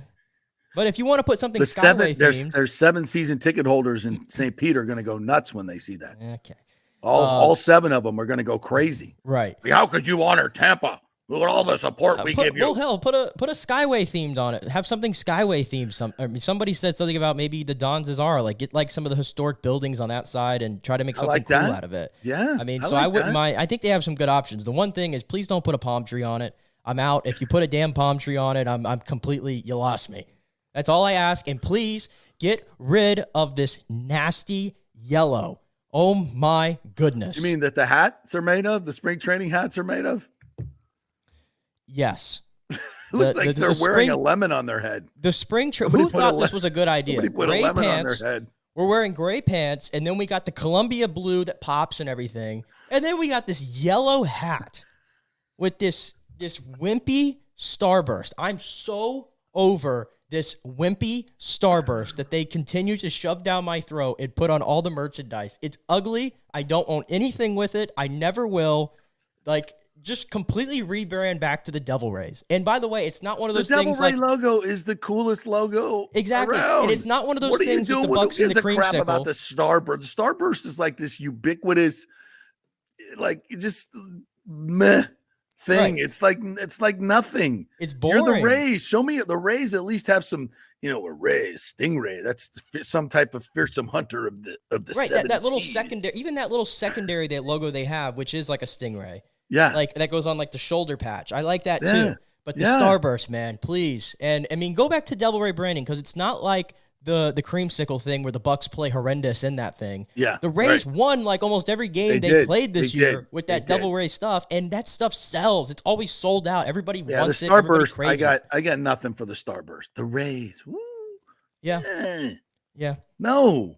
And by the way, and this is a residue of the ubiquitous gender neutral everything, thing that they do. This Flappy Boy thing. What the F is the Flappy Boy? Have you seen the Flappy Boy zip what do they call it? Zip up hoodie that they're giving away? Have you seen this? No. See if I can get it. We might have to take a break and I'll come back. This is the Flappy ugliest hoodie. This is part of their mascot collection, the Flappy Boy. It's this ugly, It's the stupidest thing ever. And now they're gonna give away a hoodie. We'll take a break. We'll come back on the other side. I'll look it up. Is this on the promotional schedule? Yes, it's on the promotional schedule. It's the dumbest thing ever. And by the way, yes, they jacked up for all the theme nights. They've jacked up the get-in ticket prices like $56. So for all these, my goodness, they did that because it's Randy's number. They did it because it's Randy's number. So what? Are there guys? Don't we have a guy with a number 11 on the team? Let's do $11. If you're going to pay $49 for that seat, you'll pay $56 for it, and it's just cool because it's Randy's number. It's anything to get in the freaking building. You got the lowest price ticket is going to be $56. This is what they're telling me. This is what they're telling me. I know I haven't done the research, granted, but there are the $10 tickets. I know those are for select games. Hey, they're doing like numbers. A flash sale right now too, by the way. All right, well, go buy your tickets. Get that flash sale. So you don't have to pay $56. Anyway, the Fan Fest this weekend too, by the way. Oh yeah, it's on my calendar. Let me check. Going to the USF game. What is it? Saturday or Sunday? The USF game sold out too, by the way. Yeah, it's on Sunday. It's gonna be crazy Sunday atmosphere. Yeah, it's gonna be bananas. Yeah, my buddy who was supposed to get me a ticket. It's like, oh no, we don't have any now. I'm like, okay, thanks, man. Now I got to go try to get a credential. We'll see. Because I think it's gonna be raining. I don't think golf's an option on Sunday. But anyway, let's take a break. We'll come back on the other side. I gotta show you this picture of this thing, whatever the F it is. We're brought to you by the great folks at the Gold and Diamond Source. If you screwed up Valentine's Day, you can still save yourself. Okay, still go to the Gold and Diamond Source. They've got a great selection of everything you need. If it's a day late, don't worry, honey. I was busy. I didn't forget you. I was just building up a little bit of drama. Go in there today. Take care of your business. Get her a gift card. She'll be fine if you screwed it all up. So this is it's kind of like makeup sex, right? It's the makeup gift. Yet you better be good. You better come with it. All right. So bring your best. Get the credit card out and head over to the Gold and Diamond Source, and that will help your screw up. You know where it is, 3800 Omerton Road, always online at the goldanddiamondsource.com. Back in 3. Stay with us.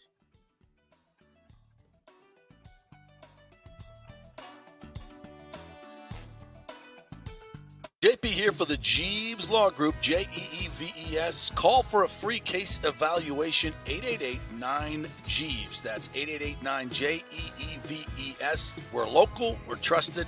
The law firm brings over 80 years of combined legal experience focusing on clients in Tampa Bay, the state of Florida, and national class action cases. If you're injured, get that free case evaluation, no cost to you. The Jeeves Law Group's focus is on auto, truck, and motorcycle accidents, as well as class action and consumer protection law. Scott Jeeves is a board-certified civil trial lawyer and a certified circuit court mediator practicing in the Tampa Bay area for over 30 years. You hear him on the show all the time. Great guy, big Gator fan, and great for the community. The Jeeves Law Group is a highly skilled team with years of experience that will apply their skills, expertise, and knowledge to assist individuals who have been in an accident with compensation for damages, lost wages, medical expenses, pain and suffering, and property damage. Get that free case evaluation, 888-9-JEEVES. That's 888-9-JEEVES. JP here for the Gaddis Gordon Real Estate Group and our good friend Jane Gaddis. Folks, simply put, there is nobody like Jane. Jane is a former LPGA 2-time major championship winner. She was also vice president of talent relations at WWE. She also has a law degree from Stetson. So if Jane can drain a 10-footer to win the U.S. Open and stare down Hulk Hogan in the boardroom, you want Jane on your real estate team to not only negotiate the best deal, but find you the perfect home or investment property. And when you work with the Gaddis Gordon Group, you become part of the real estate family and get concierge services that include expertly staging, marketing, and preparing your home for sale. Advice on golf properties. Hey, you might even get some golf tips. Many of their clients become friends long after the sale or purchase is completed.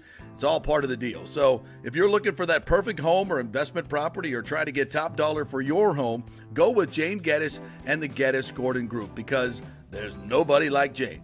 Call 813-485-6808 or go to gaddisgordon.kw.com. That's GEDDES Gordon.kw.com or call 813-485-6808. JP here for my good friends at Italiano Insurance, and they did it again. Once again, Italiano Insurance stepping up with the best customer service. I was in a bind. My old insurance company, my auto insurance, jacked up my rates, so I called Charity at Italiano Insurance, and she stayed till 9:30 at night until she got my insurance done. And guess what? She searched all these companies for me. I didn't do the work. She did. Saved me $1,000 on my annual premium. $1,000, folks. That's real money. And that's what you get at Italiano Insurance. Great customer service. And here's another note for you, by the way, with hurricane season up. 40% of people in Florida are underinsured. That means if you have something happen during a hurricane and you need replacement costs, you're going to get 40% less than you deserve. Can't let that happen. Call the folks at Italiano Insurance and get them to help you out in both those regards. They will save you money and keep you insured properly. That's 813-877-7799. Great folks in the community, been doing it for over 60 years. Italiano Insurance, 813-877-7799. Let's go. Right now. Back to the show on FanStream Sports. All right, welcome back to the JP Peterson Show, brought to you by our dynamic duo of the Geddes Gordon Group. You just heard the spot there, but if you need a mortgage or to refi, our good friend Scott Fitzgerald over at American Mortgage Service will hook you up. The rates are coming down, so don't wait till they get down into the fours, folks, because then the buying frenzy will begin. The smart people are already getting back into the market now, getting their investment properties, because when those interest rates come all the way to back down, then the buying frenzy will start again. Prices will go up. So if you want to get the home that you're looking for, go to the Geddes Gordon Group. They'll find you the exact home. The inventory is there now. While prices are not crazy, get your mortgage with American Mortgage Services. They'll have the lowest rates, the lowest fees, and then you're in. If you need to refi when the rates come down, they'll do that for you too with low numbers. So you're going to save money all the way around and get the home that you want. So smart play now. Get back into the market now before everything goes bananas. So that's our dynamic duo of the Geddes Gordon Group and American Mortgage Services for you. You know how to get in touch with them, Scott at AMS Tampa or the GeddesGordonGroup.com. All right. I'm sorry. I said floppy boy. It's Flappy Boy. BOI. Yeah, I saw this now. Lonnie sent it to me on Twitter. I'm aware of this meme of like, it's the whole thing, like when the Rays do something really good and the local Stingray in a good mood type thing. And all the Rays fans run with it. I think it's great. It's awful. It's awful. It's fun. Show this demented, stupid hoodie that they're going to give away. All right, let me pull it up here. This is from the Rays website. There it is at the top there. Oh my God, what is that? Flappy Boy zip up hoodie. It's got wings. And look at the face on that thing. That's disturbing. Like, it's disturbing all the way around. It reminds me. Did you ever? I still have this, by the way, somewhere in a closet, like where it's very unseen. They give away the DJ Kitty onesie. Yeah. What was it years ago? I have like two of those. That. I wear it for my last three, not last year, but I've worn it for Halloween. Okay, yeah. so you're okay with the DJ Kitty onesie, but you're talking crap about the Flappy Boy zip up hoodie. DJ Kitty has all the trappings of the classic disco, the backwards hat, the gold chains, it's classic stuff. I don't even know what this is. DJ Kitty sucks. What is that? What is Flappy Boy? What the hell is that? That's what they. What is that? Because on his face, like what is that? Hold on. Let me put it up here so you could see it from a visual standpoint. Hold on. This is the. I'm waiting. I gotta. I'm sorry to people that can't see the show. We apologize. I can just tell you, it looks like some. This is generic. This is the meme. This is the meme right here that Lonnie sent me. This is what it is. Local Stingray in a good mood, and then the caption always says, the water is nice and warm, and his flappy parts feel very flappy indeed. You know what? That is beautiful. That picture of a smiling, that's beautiful. As it happens in nature, don't try and put it on. Not everything deserves to be on a hoodie or deserves to be made into some type of I don't know what you want to call it, some merchandising thing to make money off of. That should remain as a meme. I can see it in the ocean. It looks cute. Don't put it on a hat. Don't put it on a shirt. Don't put it on a zip-up hoodie. It looks stupid with flaps on it. Like you're gonna wear it with flap. My kid wouldn't even wear that. I think it's cool. But there are some really cool. Like if you go down that the promotion website. It's a lot of cool stuff. A lot of cool stuff. Let's just in not fact, go they're doing negative. There's some they're really doing cool stuff on there. yeah, they're doing a lot of like themed nights. So like especially with the hat. So for all you Star Wars geeks out the there, Cuban heritage hat you just showed looks sweet. Yeah, like we got a Greek heritage hat. Yes. We got a Star Wars themed hat. Salute to veterans. Yeah. Can you show the Star Wars? I don't know if you could scroll through that, but yeah, I could scroll through it here. Here we go. Modern cats. And again, apologies to the people on so anyway, listening on the podcast. Is it scrolling for you as I do it? It's scrolling. Yes, it is scrolling. Yes, very I'll go nice. to the top. So you got the Greek heritage there. Oh, I like that hat. That's cool. The Dave Wills, Dave Wills tropical shirt is very cool. That's outstanding. Dog Day. I like that. The Randy Luchador mask. What's a luchador mask? Wrestling. It's wrestling. All the luchador wrestlers always wear the mask. Like Rey Mysterio. You've seen Rey Mysterio, right? Yeah. That's that. Okay, that's cool. That's cool. We got the Star Wars here for all you Star Wars fans, and then we got the Salute to Veterans hat. The veterans hat. Ooh, I like that. We got hat. and then we got the annual Pride Night, so you get the Pride jersey and the Pride bucket hat. Nice. Italian heritage hat. Well, wait, are those Itzhak Paredes socks? Itzhak Paredes socks. Oh, interesting. Presented by the Morgan Automotive Group. Those are fun. Irish heritage hat right here. Oh, the Irish heritage hat of St. Patty's Day. Yep, we get that. That's really cool. We got the Yandi bobblehead down here. Oh, nice. What's he wearing? With the fanny pack. What's he? Why is the Yanni fanny pack? Wait. Why is the bobblehead? Is he wearing a fanny pack? Does he always wear a fanny pack? I have no idea. I have no idea. What else is he wearing there? There's something on his head. I can't really tell here in the photo. That's like a backwards yellow hat. Yeah. With the yellow fanny. Did he approve this? Yeah, of course. And then you get the we'll keep it moving. The Venezuelan heritage jersey here. That's cool. Dominican heritage hat. I like that as well. Randy Rosarena streetwear shirt on the Mexican heritage night. A lot of different heritages jerseys. Yeah. Margaritaville hat. Oh, that's great. Love the Margaritaville. There's the law enforcement appreciation hat. That's kind of cool. Yep. Colombian heritage. The FAMU hat right here. FAMU hat. Oh, Rattlers. Yes.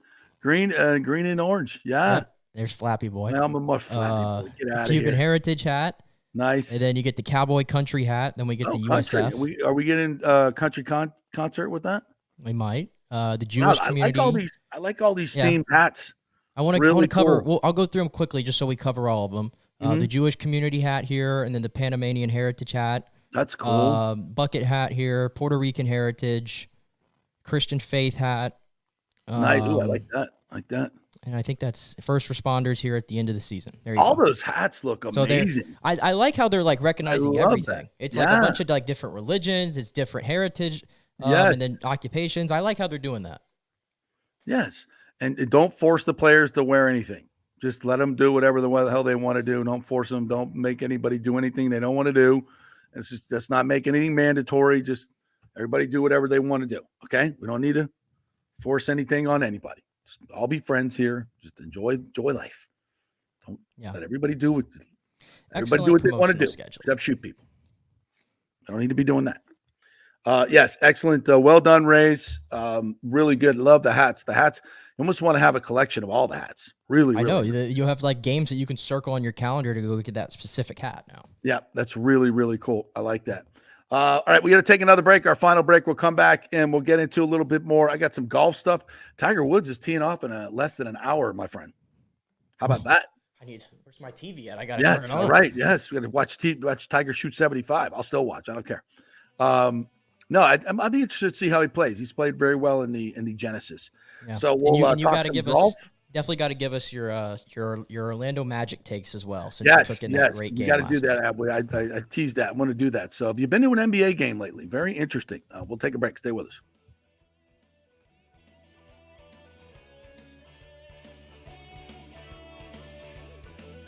JP here for the Geddes Gordon Real Estate Group and our good friend Jane Geddes. Folks, simply put, there is nobody like Jane. Jane is a former LPGA two-time major championship winner. She was also vice president of talent relations at WWE.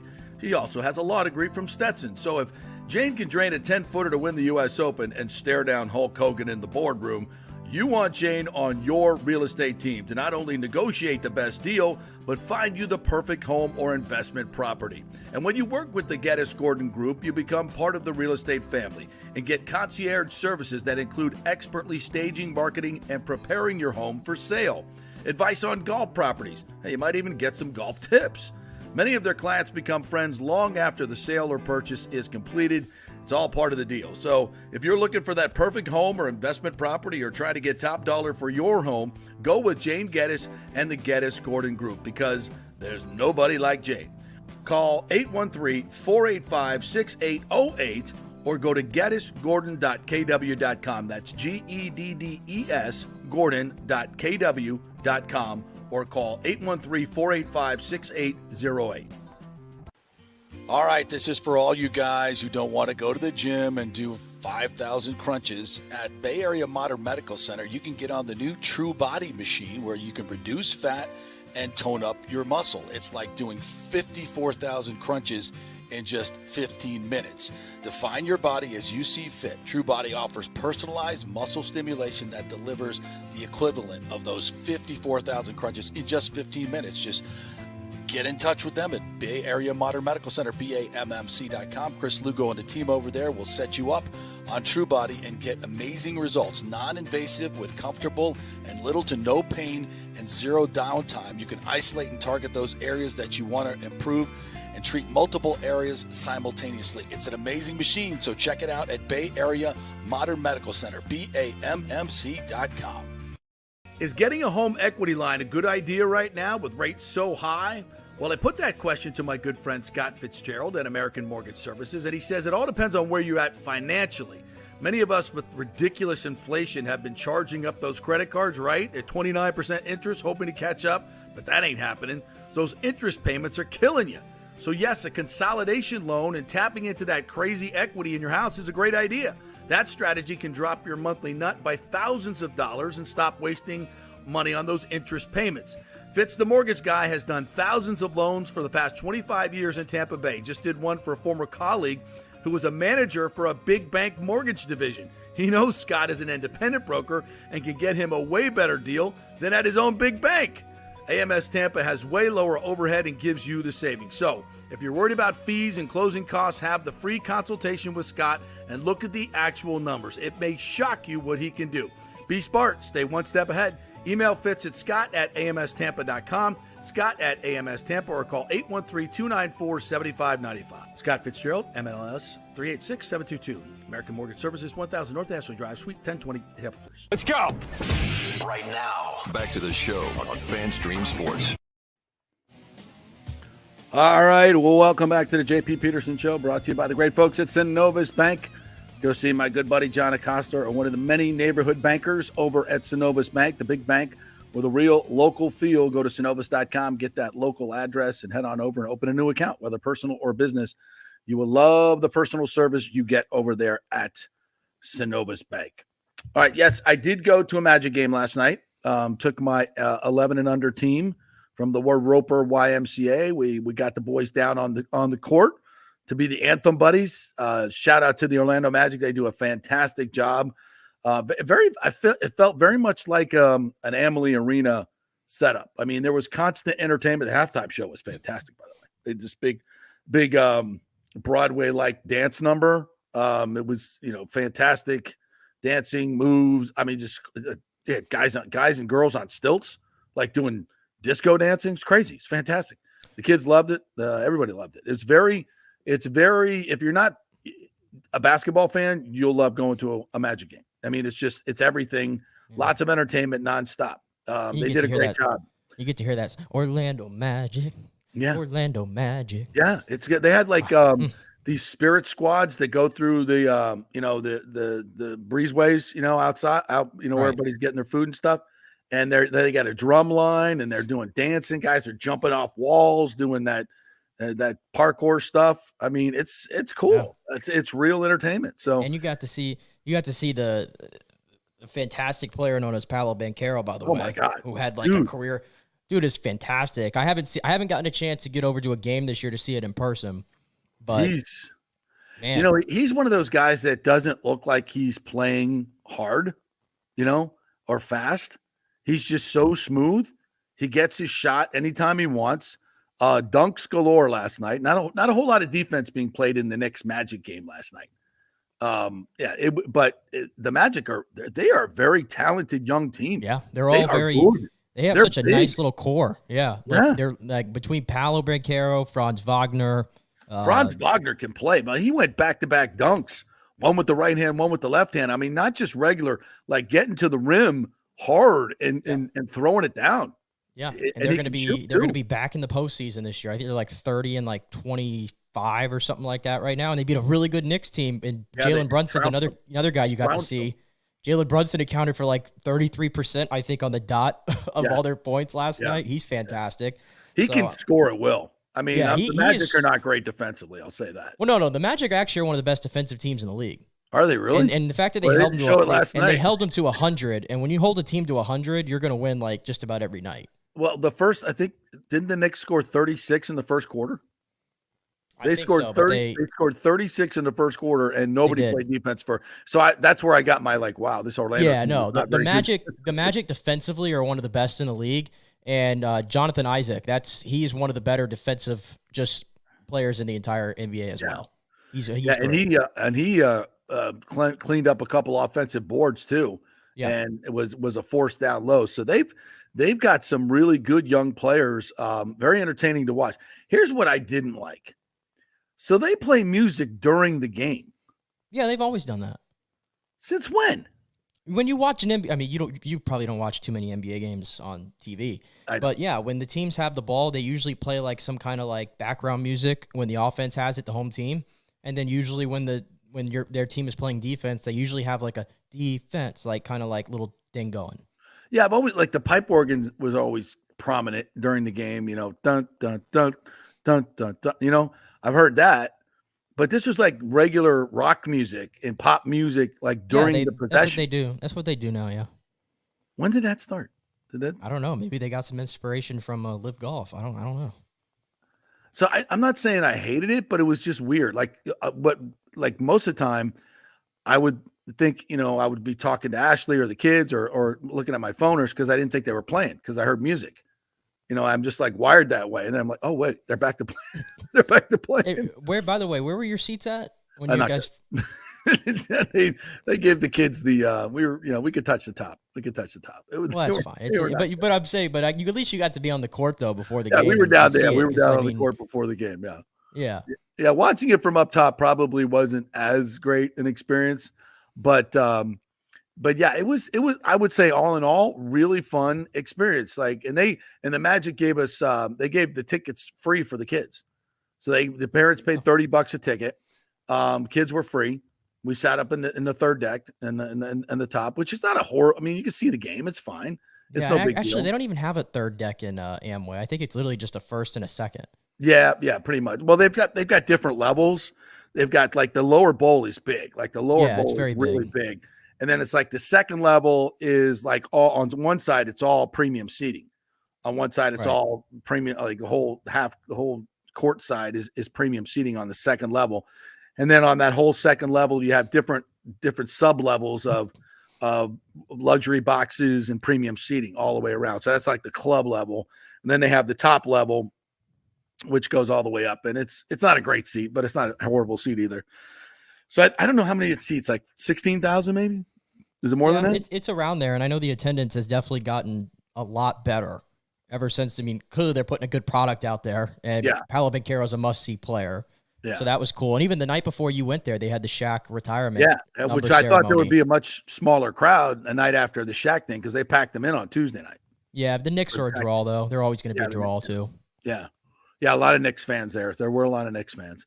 But yeah, really, really nice environment. Although walking to the game, we parked about 2 blocks away at one of the public areas, and which is like $15 instead of, I think it's like $40 in the garage next door. Yeah. So, and I'm like, we'll walk 2 blocks, no big deal. I think I might park in the garage next time. And just driving down the streets, like 3 blocks away is the soccer stadium. Woo! Saw some characters. And after the game, we're driving out like 2 blocks away. Whole block closed off, ambulances, fire truck. Yeah, downtown Orlando is not the most. I speak from experience because I've spent many a nights down there in downtown, and it is not the most fun place to be. I guess I'll just put it that way. I'm not unsavory a downtown characters. Unsavory characters. Downtown Orlando is interesting. Yeah, I'll just put it that way. It's interesting. Very different than downtown Tampa. When you're walking with 2 young children and a beautiful girl, there's a little and not a lot of police presence.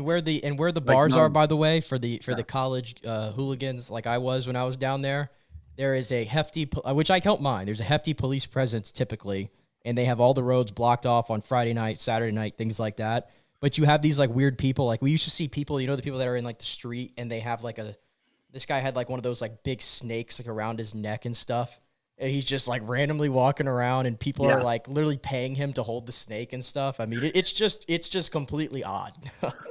It's definitely not like walking to Amalie Arena. It's definitely not like walking to Amalie Arena at all. At all. It's not a 5-star hotel across the street. That's not there. There's an interstate on one side, downtown on the other, and if you're coming from the other side, which went by the soccer stadium, it's really small, very intimate. Yeah, but not in an area where you will be tailgating. It's better than where Camping World is. Camping World, everything about Camping World is a disaster. Yes, everything. Yes, they're putting like another $400 million into that thing. They just need to like tear it down and start over. I think. Yes. There's nothing else you can do to that thing. I know. Like USF's building a brand new stadium for under $400 million. Build that thing. I'm so convinced, by the way, that it cost Orlando a chance at hosting the World Cup. I'm so convinced. Yes. They hosted it in 94. Because Orlando is a very big soccer community. Huge. And you would have thought that like Orlando would have been a slam dunk. They were one of the finalists, but they didn't get picked. And I'm like, stadium is just garbage. Stadium is just horrendous. Garbage. Yeah, it's garbage. It's like even hosting a New Year's Day game there is a stretch. In the college game, I mean, they host like 5 or 6 bowl games there, and the Pro Bowl. I mean, and FSU obviously played LSU this year. The fans were, I mean, it's like 45 minutes to an hour just to get in because they don't have enough ticket takers. They don't have the equipment and the infrastructure because they don't do it a lot. They have like 8 games there, 8 games there. Yeah. It's like when you go to like Raymond James, for example, you just see like Raymond James, like it doesn't get, I don't think it's due nationally, but I think even as it is, whenever they do these upgrades, I already think it's a world-class facility. I really do. Too. I mean, what more could you want? It's an intimate setting in terms of the seats are close. Yeah. I think it's a bit unique to Tampa too. I really do. Yeah. It's the audio visual is second to none. It's fantastic. I mean, now with the new boards and the new sound system, it's absolutely second to none. The only thing bad about Raymond James is it doesn't have a roof. There's no shade. And there's no that's going to cost it now when it comes to like Super Bowls in the future. Without that. Yeah, you can't. You just can't. That's going to be difficult. In fact, I was talking to some people, about that. Hey, when are we getting another Super Bowl? And it's like, because now you got AT&T. Oh, excuse me. So you've got Dallas. Dallas is in the mix because of Jerry World. You've got Atlanta with the Mercedes-Benz Dome. Right. New Orleans, which is next year. Yeah, New Orleans has always had the dome. Yeah, right. Now you got LA, SoFi, and you got Vegas, and now Miami has a roof. Miami has at least shade. Right, and now you're going to have this one's going to be a big one too. Is the new Titan Stadium in Nashville because that one's going to be domed. Yep, that's right. So these new stadiums are being built are moving ahead of you. Now they still, I don't care what you say about Dallas, it's still crappy weather in January, early February. We still have the weather advantage here in Tampa. That's not going away.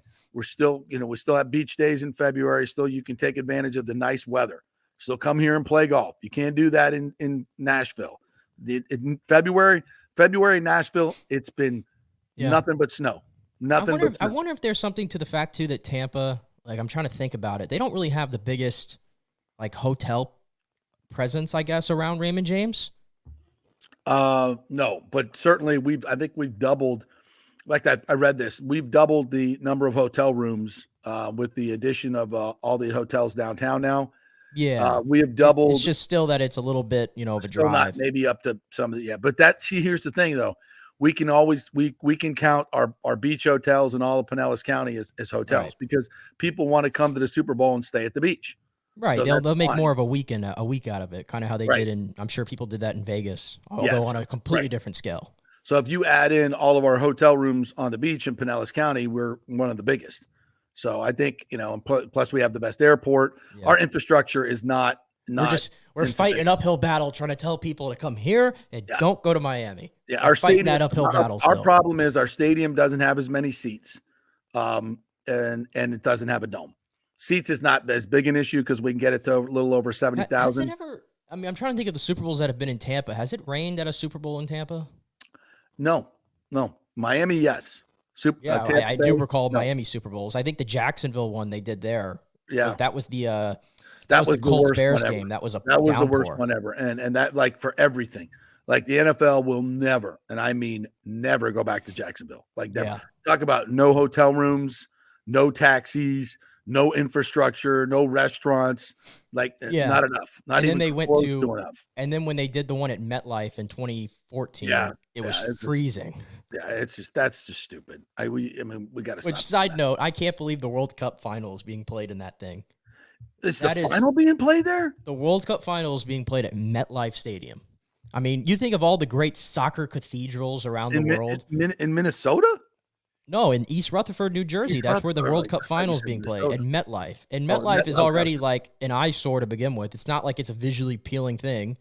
And it's stadium. It's in an awful area. It's very hard to even get access to the stadium. Well, it's in the middle of nowhere. Yeah. But that's where the World Cup final is going to be. I mean, that's where the World Cup final is going to be? Yeah. And then the US, their 3 group stage games, two of them are in LA and one of them's in Seattle. Yeah. So a lot of people are upset that the East Coast is not getting any guaranteed games, but So there's no because Miami's hosting, right? Well, I'm talking about the United States specifically. Their group stage games are going to be played, 2 of them in LA and 1 of them in Seattle. So if they advance Team USA, you mean? Yeah, Team USA is what I'm saying. A lot of Americans are upset that all their games that are guaranteed to play are going to be on the West Coast. Oh, so until we get to the round of 16? Yeah, if they get out of the group, then they'll play somewhere else. But their guaranteed games are on the West Coast, and a lot of the soccer fan base, the diehard fan base, they're all on the East Coast, and Kansas City as well. Kansas City is like the biggest soccer hotbed in the country. Yeah. Yeah, that seems odd. So they're playing 2 in LA and 1 in Seattle? Yeah. Why would they play 2 in LA?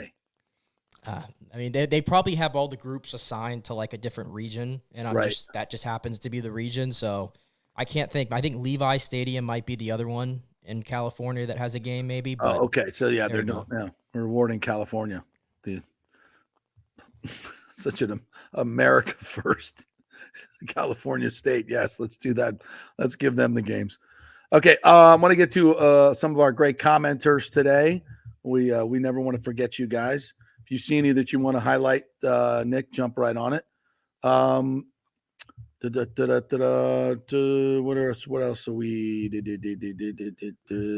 we talk about? Oh, my thing is not working here. We talked about the power play, and John Hill brought this up. All-time best power plays, 32.4. The Oilers last season, 31.9. Canadians in 78. 78 Islanders, 31.4. Big year for the power play. The Islanders in 79. And the Tampa Bay Lightning at 30.7. Top 5 in the history. Yeah. Lonnie says, ever since Fanatics got involved, you can't get alternate jerseys, more players, and the quality is crap. Took me 4 years to get a Devil Rays authentic jersey from the Rays because they didn't sell them.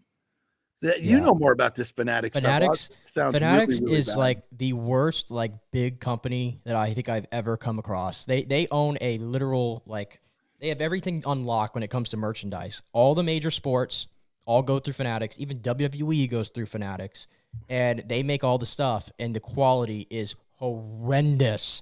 And most of the time when you get your merchandise, if you order a jersey, you'll be lucky if the number is correct, if the name is spelled correctly. I mean, it's crazy. There is an actual page on Twitter called Fanatics Sucks, and it's all these people taking pictures of their stuff that they got from Fanatics, and it's all wrong. So what are we doing? So what we're having here is a monopoly. We're rewarding a company with monopoly, so you have no consumer. And the designs, options. By the way, the designs are boring. They're like the same. Like if you look at like the NHL's merchandise, which like goes directly through Fanatics, I don't buy any Lightning merchandise like at all because it's ugly. It's so ugly, and it's all Fanatics, and none of it fits right. It all just fits. Is there any other company that's doing it? No, it all runs through Fanatics. They literally have monopolized the sports merchandise market. Well, I'm sure our elected legislators will take care of that with antitrust suits and everything. Yeah. Well, why don't some of these other companies sue them? Well, because they'll just get sued out. They bought them all. They bought them all. Yeah. There you go. You're not supposed to allow those things to happen. Right. Buck Spaceman says, I simply refuse to get excited over the Rays until the owner sells the team because they're satisfied with making the playoffs and not doing anything when they get there. Embarrassing. Yeah, totally agree. I'm trying to get excited though, Buck Spaceman. I'm trying to be a good team player, but at my core, I'm with you, brother. I thought we made head ground last year when you and Stu had the handshake. I thought we made head ground, but I think he's still mad that he shook my hand. He didn't realize I wasn't just another fan. It's your nemesis. It was a great moment. And I thanked him for the $10 tickets. I said, that great idea. Where'd you get that idea? JP Peterson show. Yeah, great idea. Well done. He smiled. I think he was happy to see me. Hey, just to answer Jeremy's question here, because we talked about it a little bit. The trade deadline for the NHL, it is March 8th, Jeremy. It is March 8th. So we are, 2.5 weeks away? 3 weeks away? So they got some time. Easy right here. JP kills me with the Rays. He's right, though. It's a miserable environment going to those games. It is. It's terrible. Don't tell that to Nick, though. America's Stadium. Nathan Elliott had an interesting take here. Sports officiating for four sports has gotten to be so bad because of the lack of consistent flagging. Enforce the rules across the board, and the players will know what they are. Stop enabling them. This is classic. He's absolutely right. The reason that Donovan Smith holds on every play is because he can't. Right. Because you don't call it enough. Because they don't want to stop the game. They don't want to have 50 flags. They need to have a come to Jesus meeting in football. Stop holding the receivers, or you're going to get flagged. Right. Stop holding the defensive linemen, or you're going to get flagged. The other thing too is, and hockey's really bad with this. What's a penalty in the regular season is not a penalty in the postseason, and vice versa, and that drives me insane. Can't do that. Oh, it's the playoffs. It's different. No, should be the same game. Yeah. Otherwise, you got to create two different teams. I'm still salty about the Toronto Lightning game last year when Hagel's going on a breakaway and gets a complete hook to the face, and they didn't call it. And I know for a fact they were like, we're not going to have the game end on a power play. We're just not going to do it, even though it was blatant. I'm still salty about that. Nathan says this. I seal jerseys for all sports leagues. Sell. So I sell jerseys for all sports leagues. All stitched. Where is he getting them on the black market? That's cool. Listen, if the market's not going to supply it, you supply it. I'll buy your black market stuff, especially if it's better quality. I know you can get all these other jerseys on the black market on other websites for a tenth of the price. And if they're better quality, all right, fill that void. They come out very similar to what Fanatics is giving you, or sometimes better. So yeah. All right, great stuff, Nick. Good job. Bobby the Chief Taylor, thank you very much for joining us here. If you missed anything, you can always check us out on the podcast at Spotify and on Apple or anywhere you get your podcast. You can always go back and watch it on Twitter and also on YouTube. Subscribe to our YouTube page, The JP Peterson Show, please. And anywhere now at 102.5, you can listen to us live, or what is that, the Bone website as well? Yeah. Sorry, theboneonline.com. Boneonline.com. There you go. To hit the lightning strike button. All right, we'll see you tomorrow. Have a great day, everybody. Go Bolts.